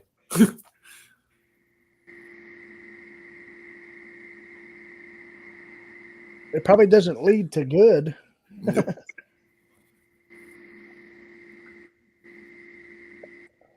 Grilled cheese with peanut butter and jelly. Interesting. I don't know about that. I gotta say that's. I don't know. I'm allergic to peanut butter. That's the reason why I'm going. Ugh. So. Yeah, I know. I got a friend that's allergic to peanut butter. I couldn't imagine. I'm going to say no, Jack, to your statement there about asking for all Christians, because everybody is who they are. Whatever path they follow is what they follow. And as long as you treat everybody with respect, that's all that matters to me. But like as I said, it's his channel. Outdoor Jack doing fine, brother. Appreciate you being here. No. Well, okay, you were saying something about your grilled cheese. I want to know about it. Oh, I was just saying mayo only. We put mayo on the outside, and then what kind of cheese? Extra sharp Tillamook.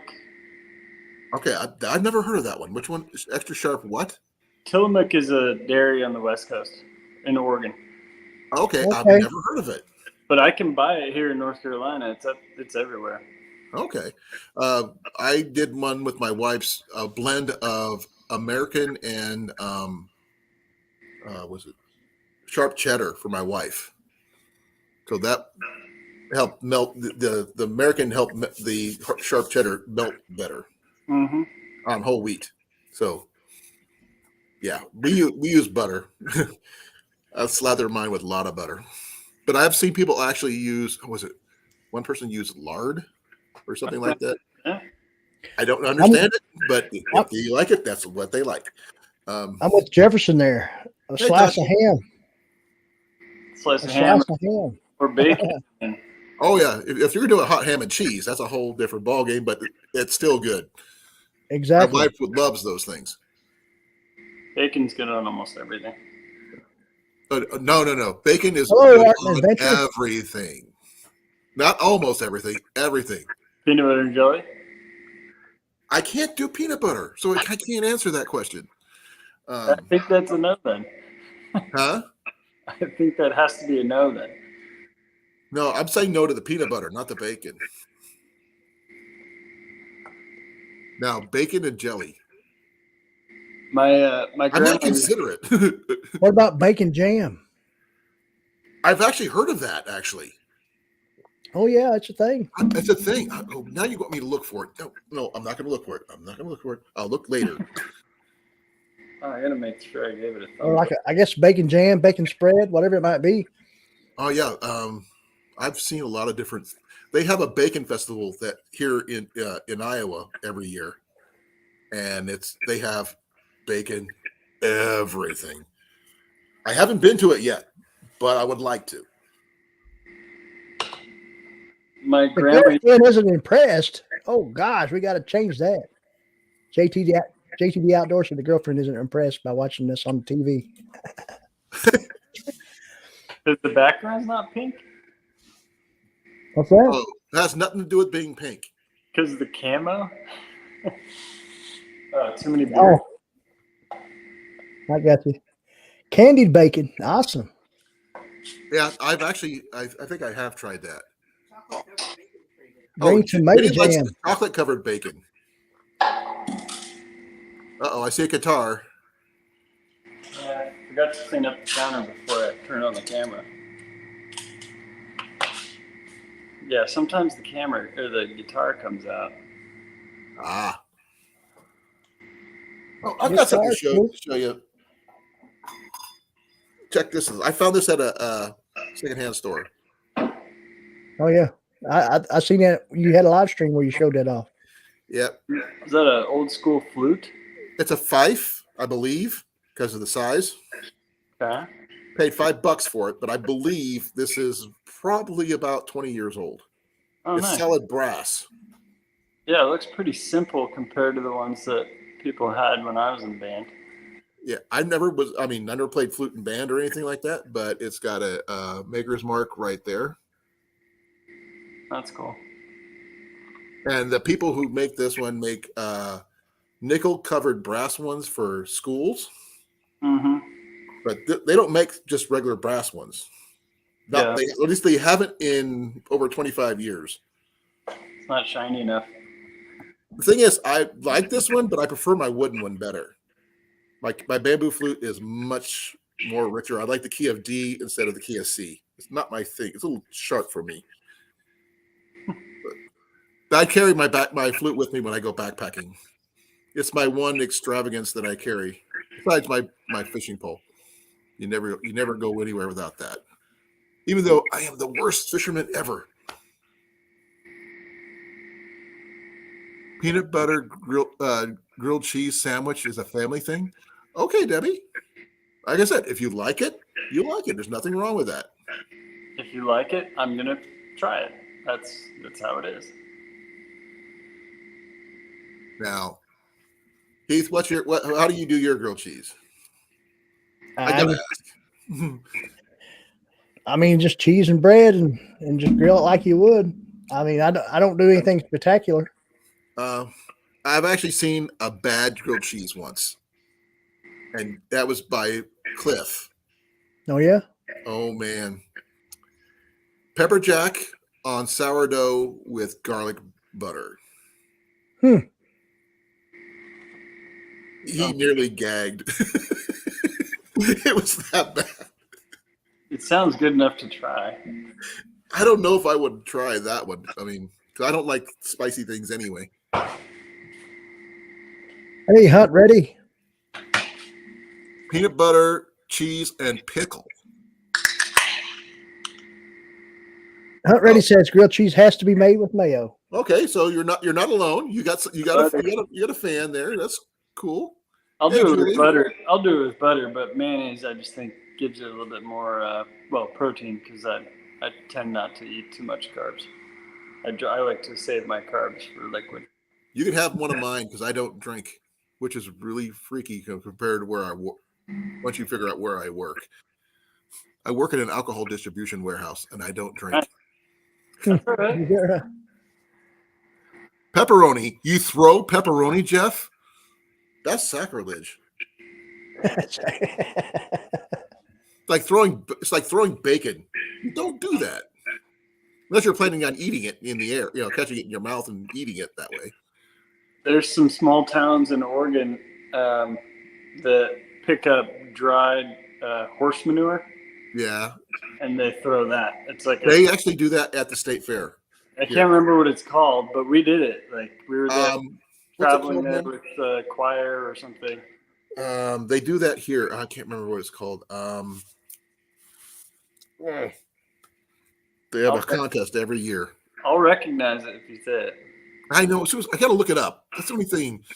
All right. While you're looking it up, my grandma used to make she had 3 kids or 4 kids, and she would make them peanut butter and mayonnaise sandwiches every day for lunch. And one day my uncle complained about it, and so she put a layer of wax paper. That's awesome. Rest in peace, Grandma. Not a fan of bacon. Ooh. Cow chip tossing. What? Cow chip? That's what they call it. Doesn't sound familiar. Might be right. It's been quite a long time. 30 years. Yeah, it's at this Iowa State Fair every year. Okay. Cow chips? Yeah, that's probably right. That's what they call it.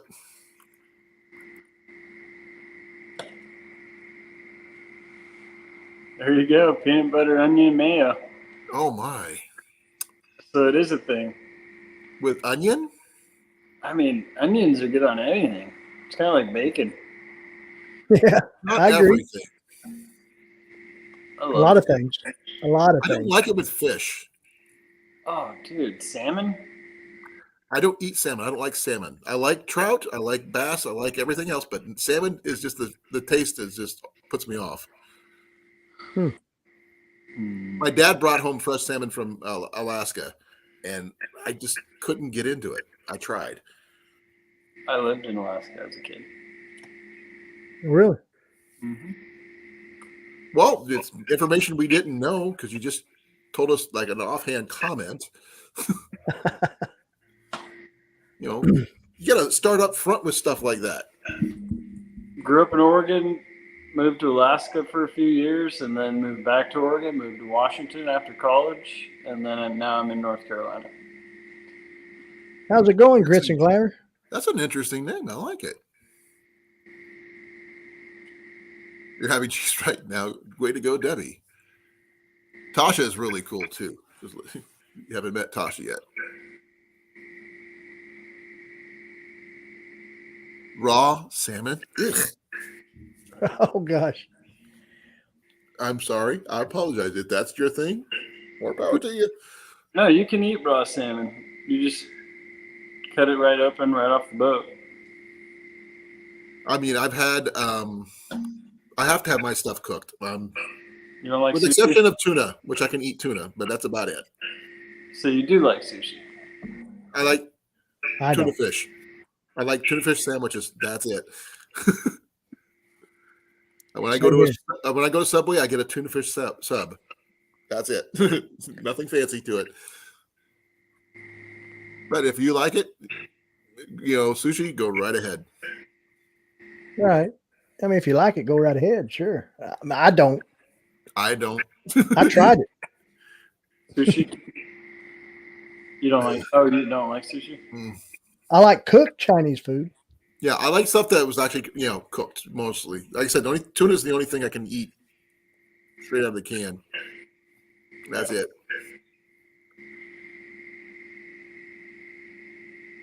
French MRE. All right, Po' Boy Adventures. Good to see you, brother. Be well, brother. Thank you for coming. How many Cheese do you have grits. in the chat? It won't let me watch. Hunt Ready says, I like my fish fried. Now, last year, my boy and I had fresh trout cooked in butter. Now, that was good. Fresh what? Trout. Oh, trout. I love trout. Yeah, we go backpacking and trout fishing every year. Though this year may be the first year he doesn't go. Is it natural trout or hatchery? Yeah. This is they're stocked where we go, but there are natural trout in the streams there. It's just that they restock the smaller trouts and stuff, the smaller streams and stuff. This is at Yellow River State Forest in Iowa, northeastern Iowa. Mm-hmm. It was, back in the late '90s, was voted one of the top best places to go backpacking in the United States. So found that one out by accident, and I went up there, and it's beautiful. 25 miles of backpacking trails, 4 backpacking sites, and a lot of fishing. Yeah. I go once a week, 1 week every year. I do like fishing. Well, if you're ever in Iowa around July, first part of July, let me know. I'll be up in northeastern Iowa there for about a week. That'd be fun. I've never been to Iowa, actually. Well, gives you a reason to come. But we did drive all the way across the country, so I've been to quite a few places by now. Oh, I'm sure you have. When I was in the service, I was stationed for 2 years out in California, and I had to drive back from there to Iowa. And I would not recommend going through Evanston, Wyoming in a Dodge Colt, no, especially in the middle of winter. Not a fan of doing that. Made it, did not want to do it again. It was like with wind chill, they said it was 173 below zero. And it was really high winds. My Dodge Colt heater could not keep up. How many do you show in the chat?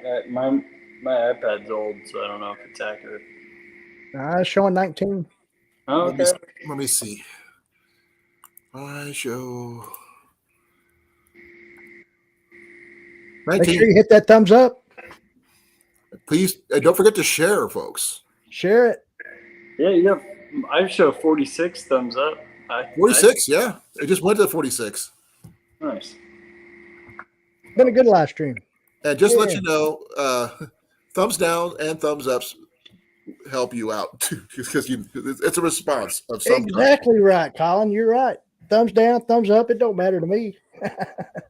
It's all interaction, and exactly that's what the algorithm's built on, is any interaction, even trolls. I mean, I mean, just like I talked about a while ago. I mean, really, the only thing they don't consider analytics or subscriber count. You got to have that 1,000 to get monetized, but that's really it really don't matter about subscribers after you get to that.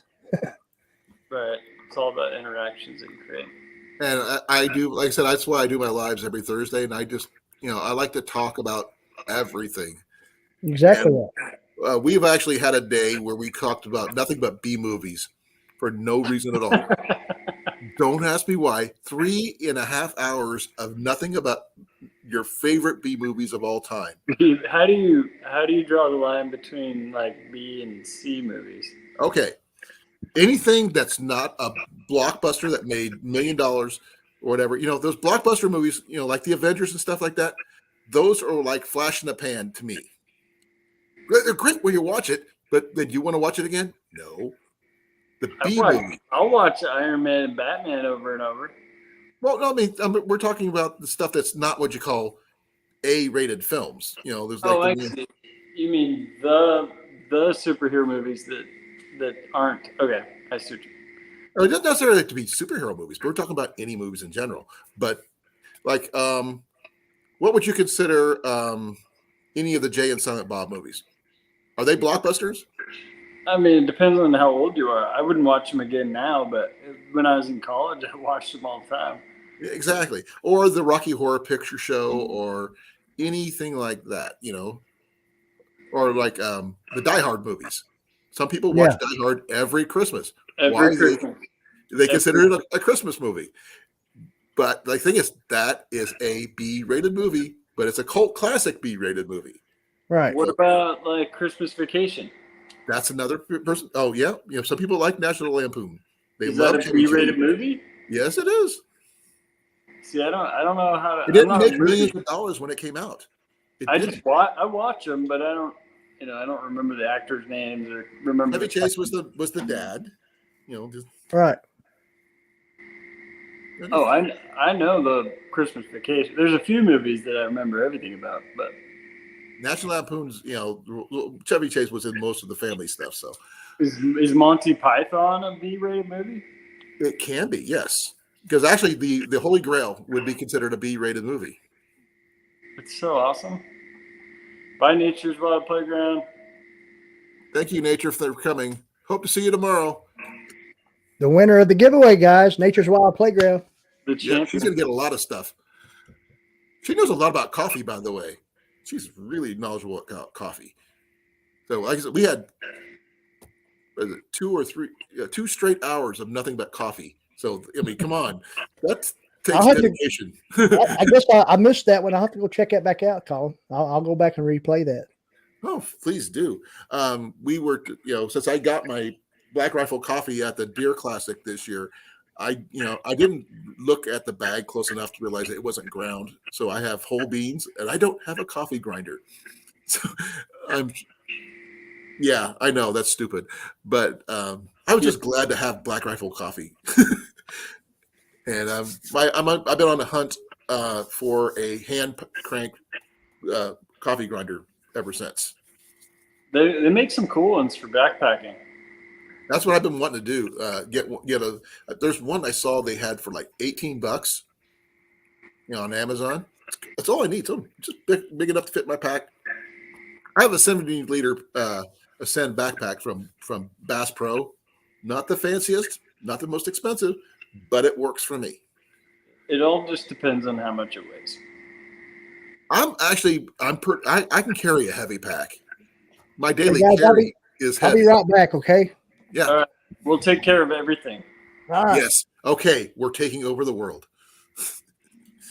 We're gonna do a giveaway while you're gone. Oh, let's see that backpack. No. Let's give away the chair. That everybody needs a plaid chair. Does anyone need a laptop? No, not the laptop. We're gonna go something easy, like the curtains. It's something they like. Why are the curtains gone? Where is my chair? Oh, red green would be considered like duct tape forever. Have you ever seen that one? Red green? Red Green's duct tape forever. Oh, red greens. No, I've never heard of that. Oh my gosh, you don't know what you're missing. You need to look up Red Green. What kind of movie is it? Okay. There are some movies that I just am not interested in. Okay, it's based off the Red Green show, Never which heard is of a it. Canadian show. I don't have anything against Canada. I know the whole anthem. Yeah. The person who plays Red Green, his name is Rick Smith. Mm-hmm. And they have a thing called the Possum Lodge.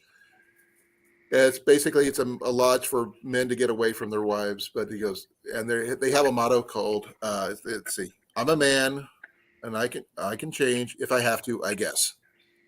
Okay. And they do a handyman secret weapon duct tape, and they talk about all these different, they go on adventures. They do really stupid stuff. It's a beautiful show. It's funny as all get out. It's, my wife loves the show. Say red greens? Red Green is his name. Christmas colors.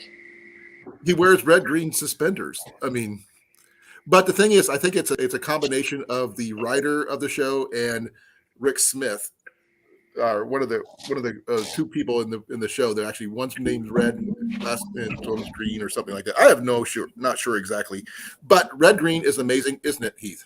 Oh yeah. Red Green. He's never seen Red Green. So while you were gone, YouTube. Colin We gave away your chair.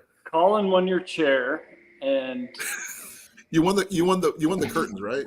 I All right. won. See, the thing is I can probably find a big enough box to put that chair in. You know, I work in a hardware store. We sell appliances. Just slap So- a label on it. It'll ship. It's plaid. I like plaid. Yep. Yeah, it's a great chair, wingback and all. I do like that chair. Mine is a lazy boy recliner. Well, hey, you can't beat that. Yeah. But I have to sit up on the edge of it when I'm doing my streams because I can't lay back and do everything because I have a tendency to walk around when I'm on my stream, unfortunately. Okay. I get distracted easily.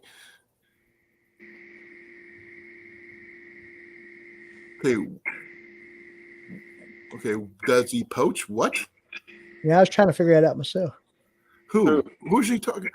Grits and Glamour said something about poach. Maybe he's talking about Fowler and Evans. Oh, yeah, Greg Evans, Fowler. Let's just. I just saw a video of Greg Evans. Was he in Hawaii or something? Yeah, send them to the Huntsman's channel. He's got the Oh yeah, exactly right. Yeah, he's got the video that explains it. he's done a live stream, done some stuff on that. Yeah. Okay, what is a bud grinder, JT? I'm not familiar with that one. A butt grinder? A bud, B-U-D.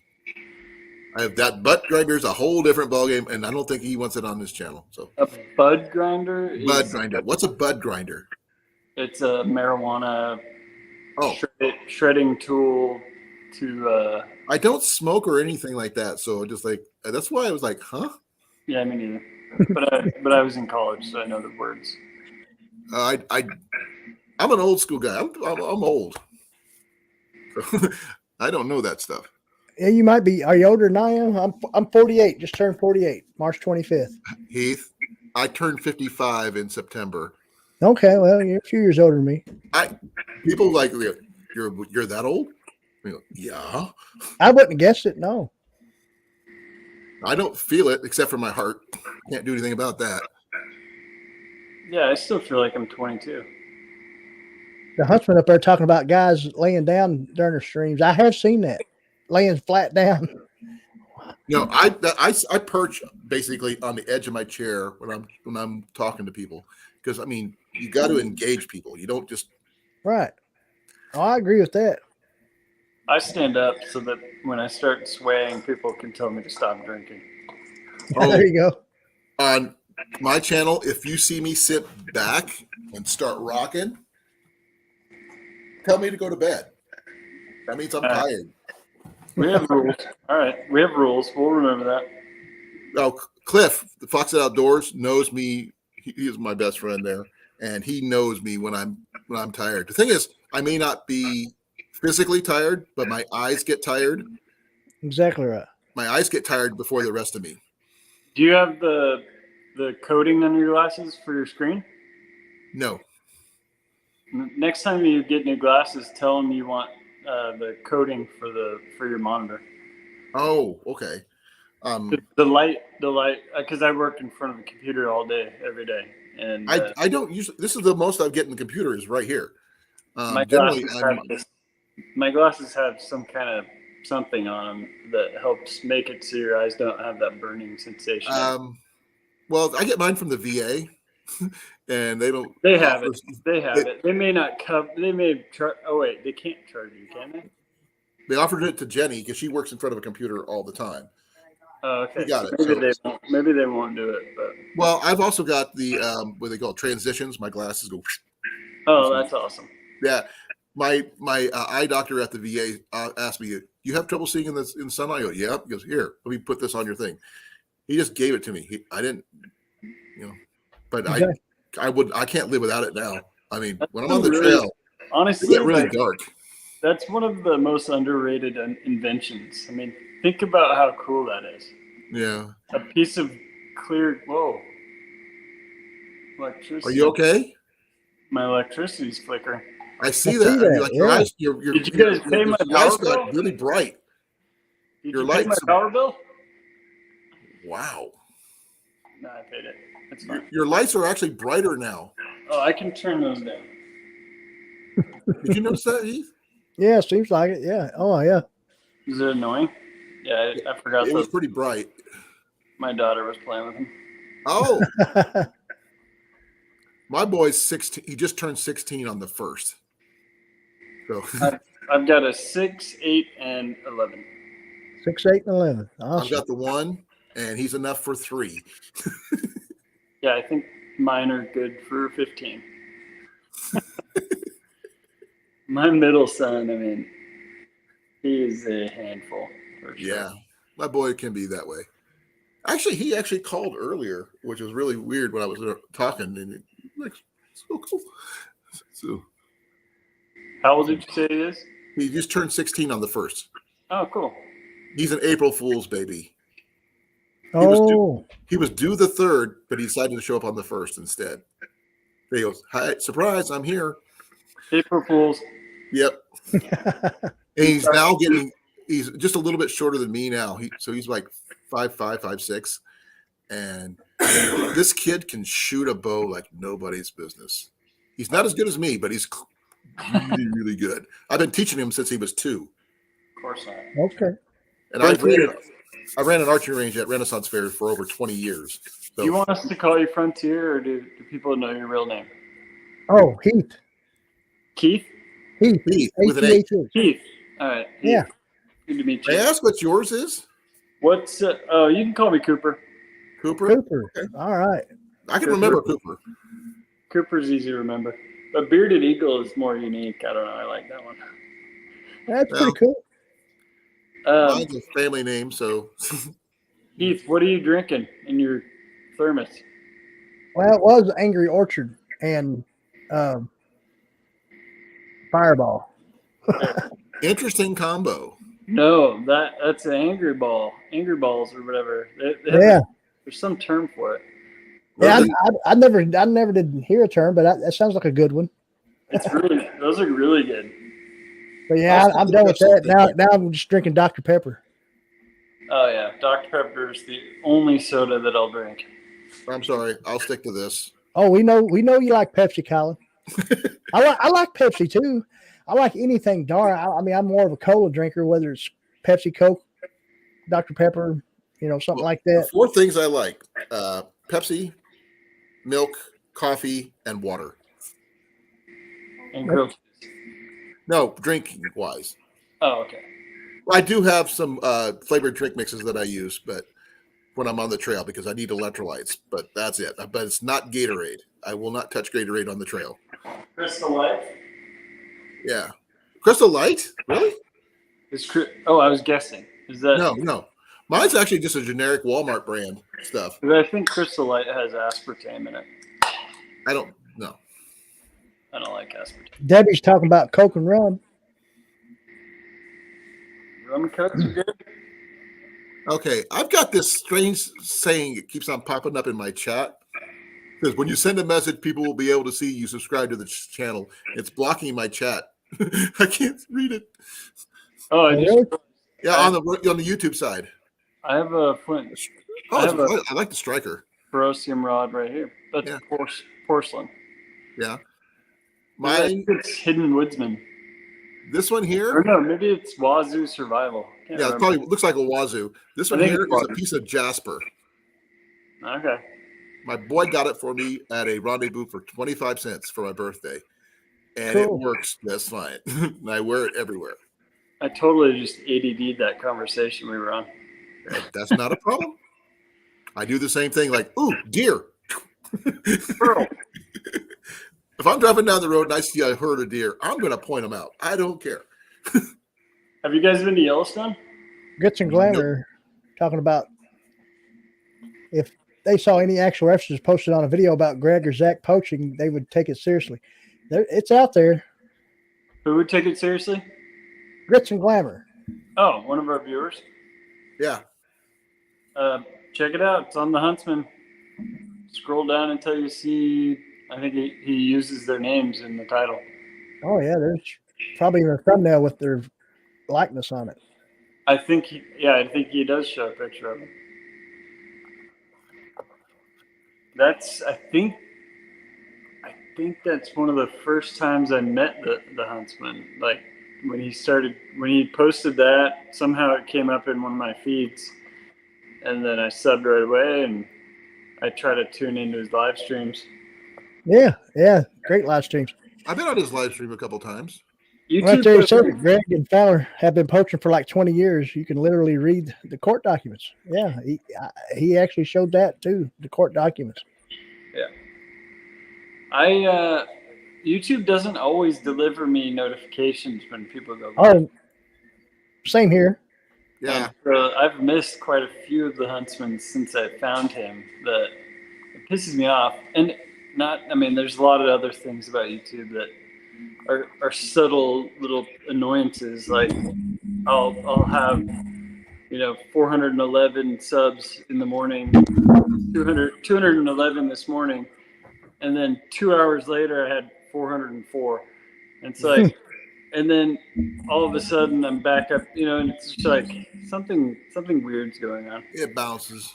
And I'll go to a channel that I subscribe to, wondering why I'm not getting notifications, and I've been unsubbed. And so it's like, why do I have to subscribe again? I didn't unsubscribe. You know what I mean? There's some weirdness going on. I don't know if it's intentional or if it's a bug, but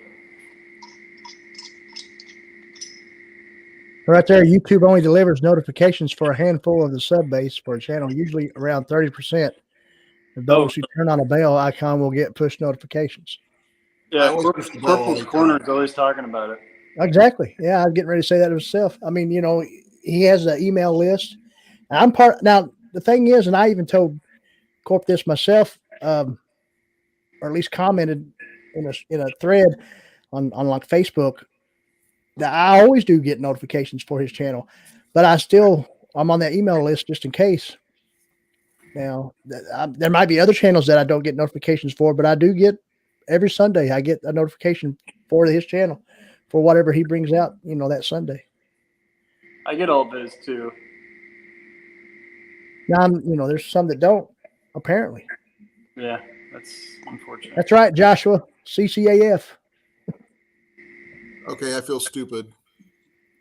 Couldn't- My dyslexia said something else when I read that. I know what the AF means. Corporal's Corner. Oh, okay. I'm slow. I'm a little ditzy. Corporal's Corners, yeah, he's pretty cool. I love sitting on the couch and watching his videos. The one he did with the $100 Dollar General or whatever one he just did. That was a lot. Yeah. Yeah, my wife loved that one, which is really weird. She usually doesn't like them. Well, the thing is there's a lot of people that's done that. I mean, in the past, say in the last 5 years, that's kind of been a thing. Yeah, he actually did it funny, which right. And a lot of stuff lately that he's been throwing a little comedy in there and things little like humor, that. and it actually helps a lot. I always comment about the humor because I love that. Yeah, I mean, if you can laugh at yourself or make yourself be laughable, at least, that's what I like to do. I mean, I haven't thrown a lot of it out there, but I mean, you can't be perfect. I mean, if you got to, exactly. We make mistakes. We make fun of ourselves. Like I said, I consider myself the worst fisherman ever who likes to go fishing. I mean, I'm not sure if you ever heard of JV Outdoors. Yeah. Oh, no, I know you have, Heath, but I mean, I don't know about Cooper. Have you heard of JV Outdoors? I don't think so. He's out of South Dakota, and he is a really, really avid fisherman. He goes all over the United States, and I've hosted him here at my house. So he's gone to my archery get-togethers and stuff like that, and he's one heck of a fisherman.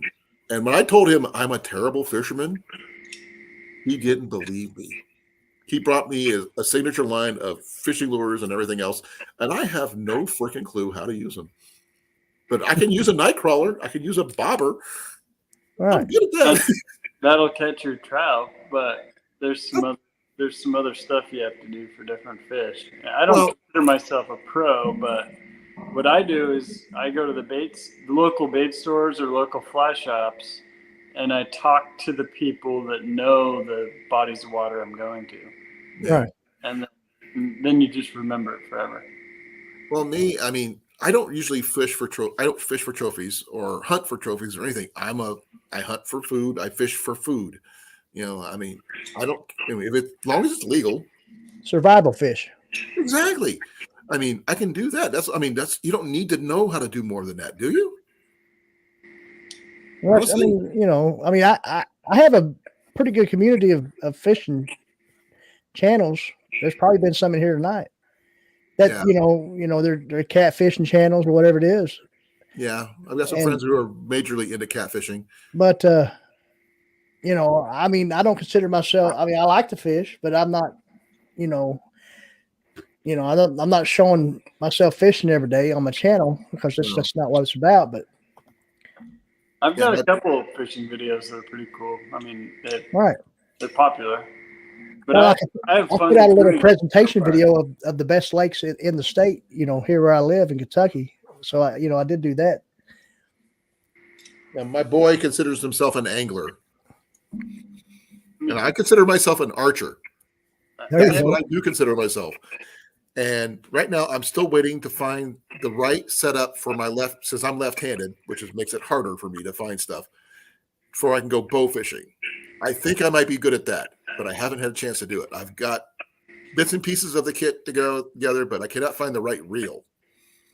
See, I fish left-handed, and I do most stuff left-handed, but I can't shoot a bow left-handed because of the way my nerve is. Obviously, I can show you techniques that allow you to help you shoot your bow more efficiently with less pain, but just takes a matter of practice and technique. Because technique is everything. It's not about power. You can pull a lighter weight bow more efficiently to hit what you want to hit. It just a matter of teaching yourself the right techniques. Yeah. I can shoot left and right-handed, but I'm naturally left-handed because I just taught myself to teach right-handers how to shoot. My problem is I have nerve damage in my right arm, so it doesn't do what normal arms do.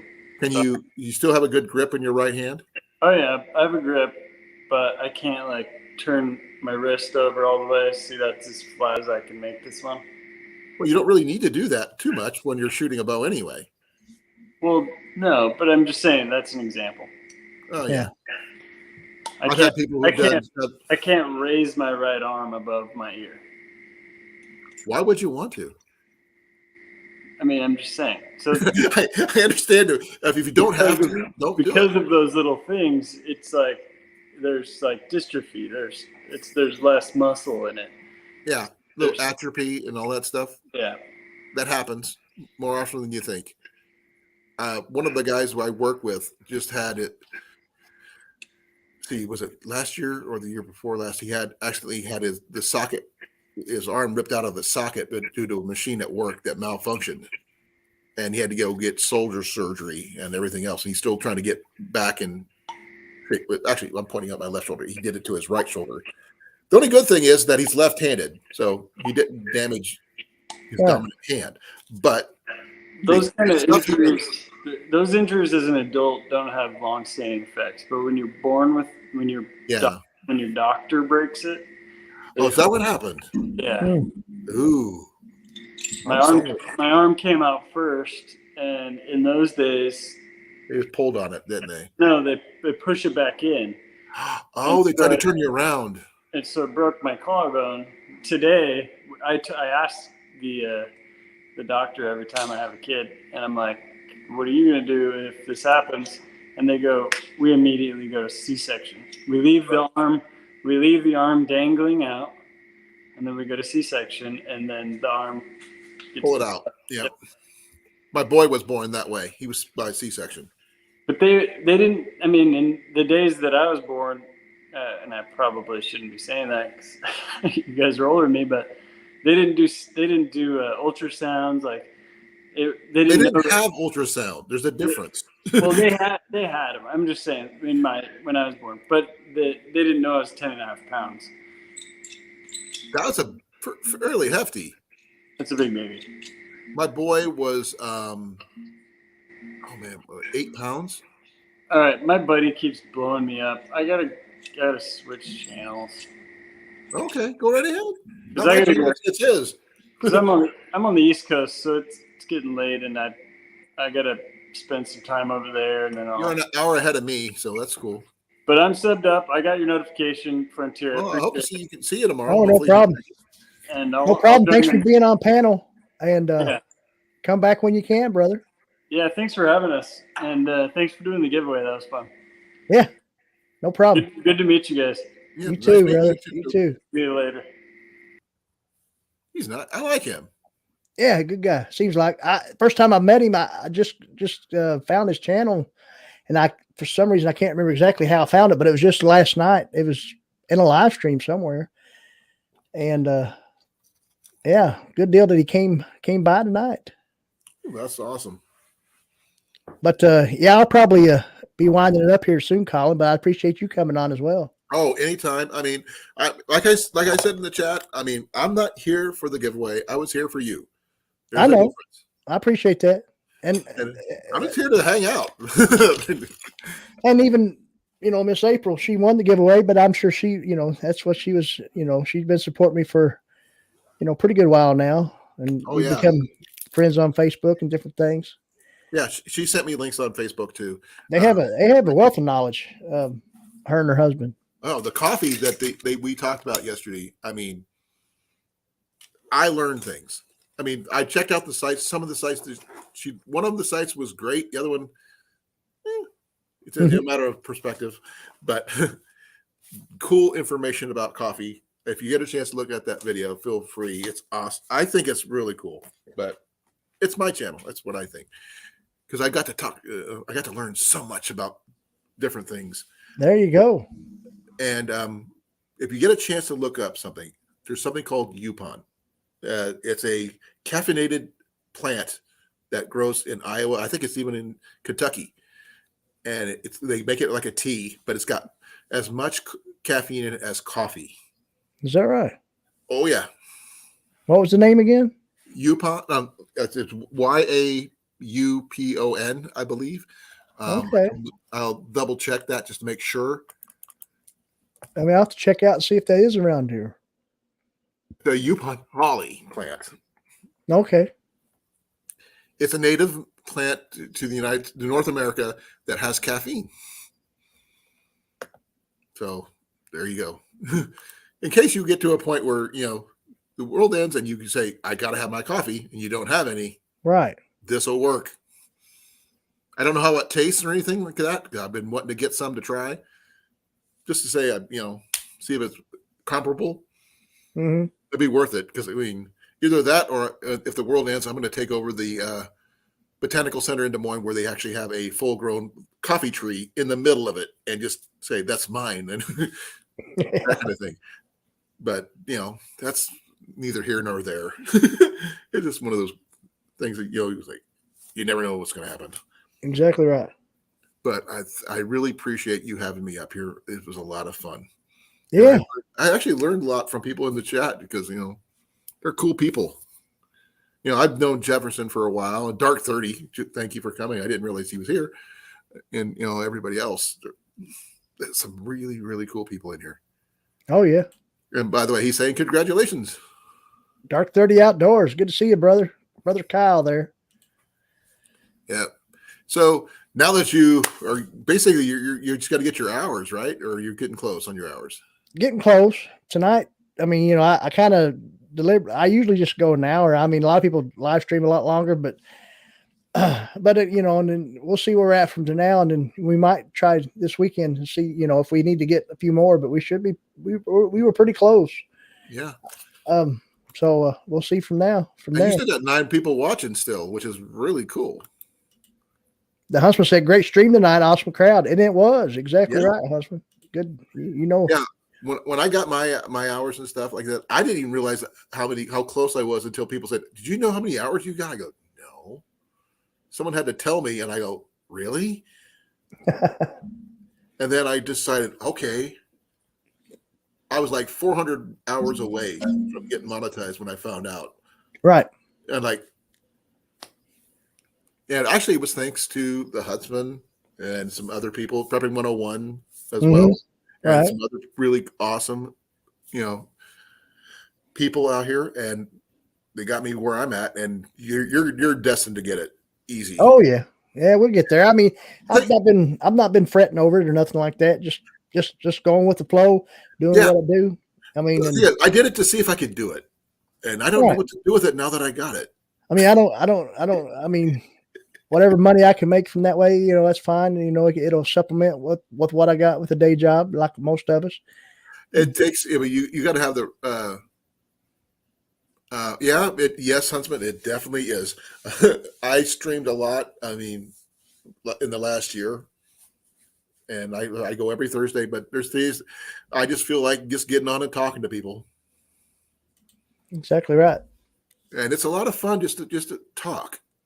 I know it sounds stupid, but I talk very well. I hope. Oh, I think so. But the thing is, I think it's, myself, you, the Huntsman, a few others, Dark 30 Outdoors, they do a live stream every week. He's probably just got done doing his. Oh, I'm sure. Um, that's just kind of, we all have the niche, different, whatever it is we do, but I think it's just kind of, a talking thing. Yeah, I And mean, there's some people out there that live stream and you might see 5 or 10 minutes of silence. yeah. I've actually had Prepping 101 come into my channel and just hang out for the Mhm. night because he said it's peaceful in here. I like it, which is, I mean, as many people as he has on his streams and stuff like that. Me, Right. if you want to come in and hang out, you're more than welcome to. Just, there's a few things, no politics, no, Right. hurt people. We respect each other and we leave it at that. And and we learn stuff. And whether it's B movies or how to make a good grilled cheese, it's something. Well, I mean, there's one time when we went on a little rant here That is definitely about true. about TV shows we watched growing up. Or Oh man. What was your favorite one, Heath? You got to tell me. You can't just lead with something like that and not say it. that would be I mean, not I'm talking about just sitcom, whatever it might be. Dukes of Hazzard. Dukes of Hazzard was good. I grew up in the 70s, so I had like the Bionic Man, Wonder Woman, Yeah, I've seen that all stuff those. too. Because the 70s were the decade of the live action shows. Mhm. The kid shows were live action, not just all animated. Right. Like Sigmund and the Sea Monsters and Bigfoot and Wild Boy, the whole 9 yards. I'm not sure if you remember them all, but I've heard of Bigfoot and Wild Boy. Oh, really? That's cool. I believe Shazam, Shazam, yeah. Almighty ISIS, and yeah, I've loved the old superhero genre stuff. And it was just the Croft Super Show. Those guys were awesome. A-Team, good choice. I loved, the original A-Team, which is can't beat it. Right. The movie, sorry, Hannibal, Face, Dirk Benedict. Halamad Murdoch, B.A. Baracus. Yeah, Dirk Benedict was not the original Face Man. Most people didn't realize. Is that right? Yep. I didn't know that. They actually, in the pilot episode, they had someone who was considerably younger. They thought he was too young to be who would have been served in Vietnam. Okay.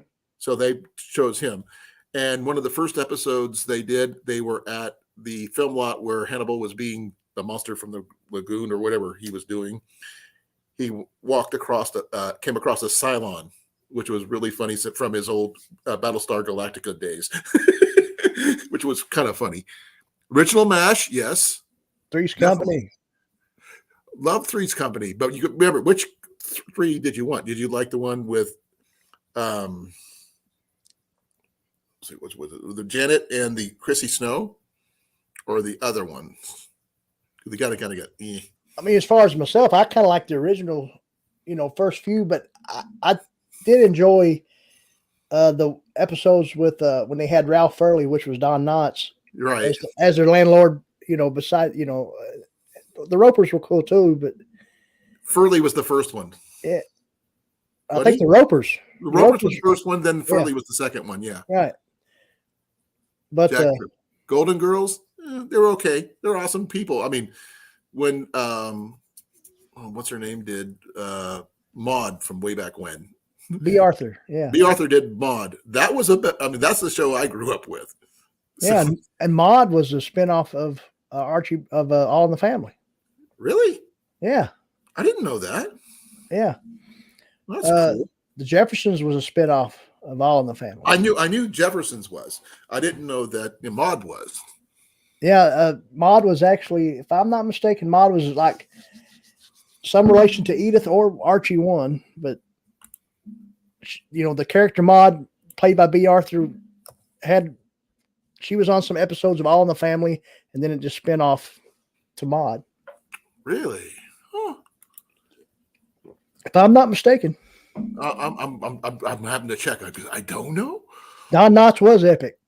Yeah, Don Knotts was. I mean, I loved his TV shows. I loved his movies. And he was from Morgantown, West Virginia, which is not too far. Really? Yeah. I didn't know that. Wow. The things you learned about Don Knotts. And of course, Andy Griffith was from North Carolina, where Mayberry was supposed to actually be, Mount Airy, North Carolina. Well, the one thing I was really weird about Mayberry shows, because there was two of them. Most people don't remember there was actually two separate shows with Mayberry RFD. Which was like a spinoff of the Andy Griffith Show. The thing is, they used the same house. Right. Which is really weird. Ken Berry was more of the lead actor on Mayberry RFD, which... Yeah, but a little weird. It's not the same. Of course, Ken Berry played on F Troop, and in the F Troop was epic too. So in the 80s, he played on Mama's Family. Oh, that's right. Now that was a cool show too. Yeah, and that's a spin-off of the Carol Burnett Show. Oh yeah, because they done the skits of that right there on the show before they actually made a. Oh sitcom. Yeah. Harvey Korman, Carol Burnett. Harvey Korman was epic in the Blazing Saddles. Yeah. Yeah. Man, we could be talking about this all night and we can get in trouble. We'd stay up Bobby Lott said that Maude was Edith's cousin. There you go. Okay, I did not know that. Thank you, Bob. And by the way, hi Bob. I haven't seen you in a while. He's popped in my channel from time to time, so I just got to say hi. Oh yeah, he's here. He's probably been here all night. And Dark and everybody else, you're always welcome in my channel just to hang out.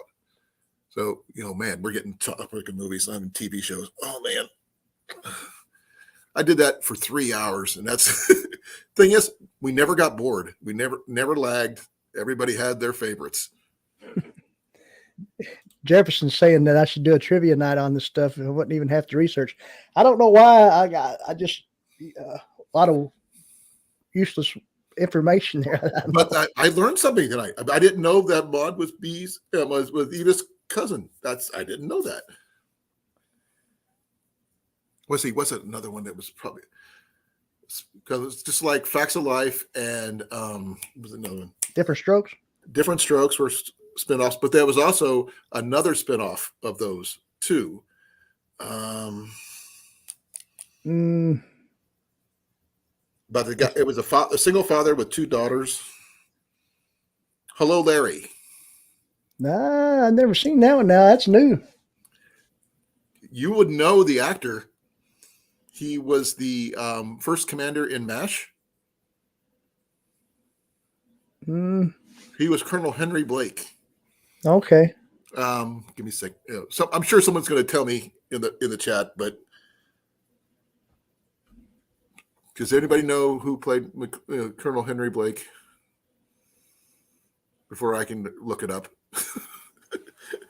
I'm not. Yeah, I watched a lot of MASH, but I can't think of who.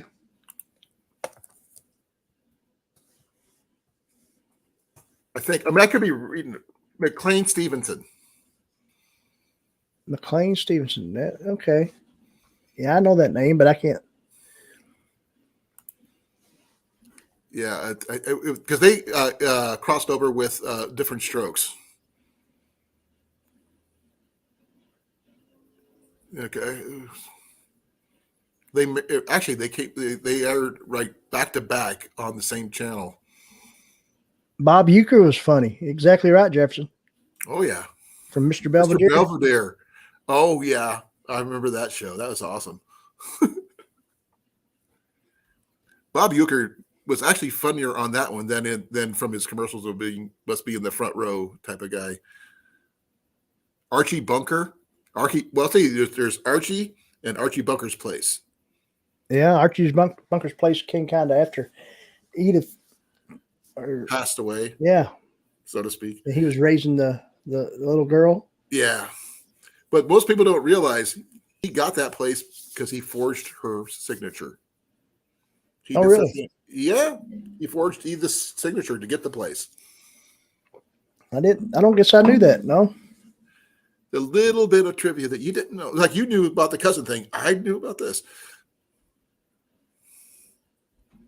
So, things you didn't know. But I know that, like when they first introduced the Jeffersons on the Family, Sherman Hemsley was not playing George. It was another guy Really? that you see quite often on a lot of stuff in that era. Just like we did with the A-Team. It wasn't the original guy. Right. I mean, once he came on later on, actually through the All in the Family before it was actually a spinoff, but yeah, they had him there for a while. Then he went. I mean, Sherman, Yeah, Sherman had their show, actually, their theme song, Moving On Up. right. I think it made the charts for a while. And Sherman Helmsley was actually a lot younger than Isabel Sanford, who played. Really? Oh, yeah. I did not know that. Yeah, I mean, maybe 10 years. You can't. I mean, she aged really well. She looked, not that age at all. Well, I mean, let's see. There was some. It might have been. I'm trying to think where I seen. There was one episode where she was playing a maid, because I think before he got in the dry cleaning business, she was actually a maid. Before. Okay. But I can't remember if that's. Seems like I've seen that somewhere, but I'm not sure. That's probably why they got it made. Right. But Joshua did mention Sanford and Son. Sanford and Son. Red Fox. I mean, he was funny. Oh no, he brought back Benny Hill. I mean, Red Fox was, when it came to what they called, like I guess a more raunchy type comedian. I mean, he really was. He toned it down quite a bit for his TV show. Oh well, yeah, but I'm not talking about his stand-up. Oh, I know about his stand-up. Everybody knows. It's like trying to watch George Carlin doing, on a regular TV show, which I've seen, and it's kind of hard for him not to, be himself. Right. And Richard Pryor was a good one too. Oh yeah, I've seen a lot of Richard Pryor movies. Hard to believe he was in Superman. Right. I remember that. Okay, let's see. Norm Macdonald telling barbecue stories.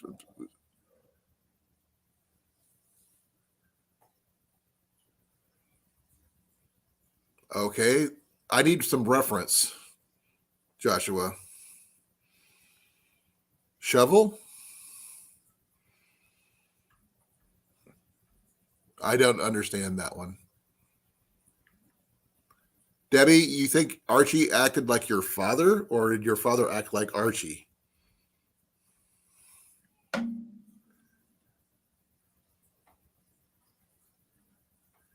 you understand that Gallagher? Oh,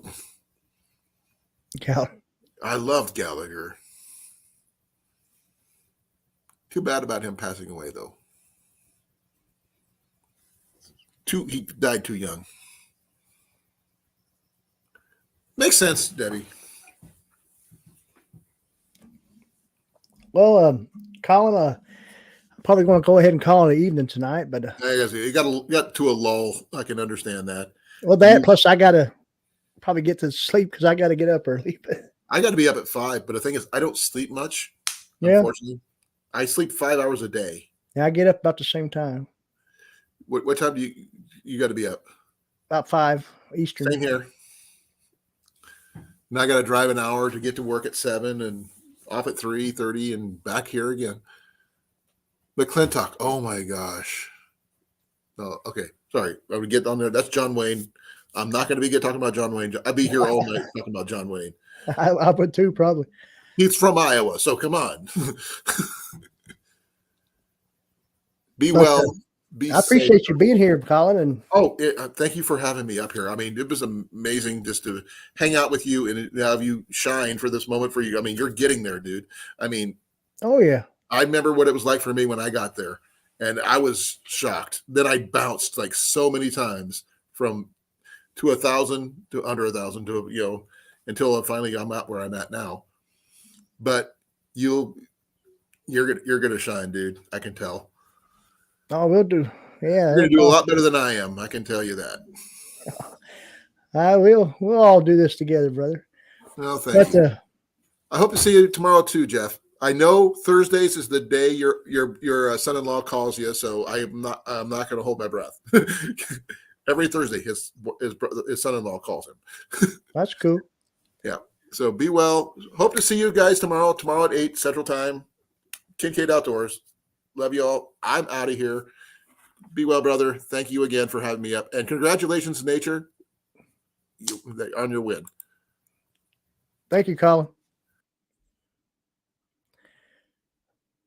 Colin of Kincaid Outdoors. We had Bearded Eagle with us as well. Guys, it's been a good live stream. Nature's Wild Playground did win. I don't think they're with us anymore tonight, but they will get back to me with an address, and we'll be sending it out to them. We appreciate each and every one of you. We'll be back again this time next week. We appreciate you. Watch out for more great content coming your way from the Frontier Survival channel. Live streams, edited content, whatever it may be. If you got anything you'd like to see, leave me a comment in one of my videos, this video right here. Tell me something, hey, let me see you do a video about this. Let me see you do a video about that. I'm always open to suggestions. I like critiques. I like suggestions. With that being said, we do appreciate each and every one of you, guys, and we want you to remember, you got to have drive to survive. Good night, everyone.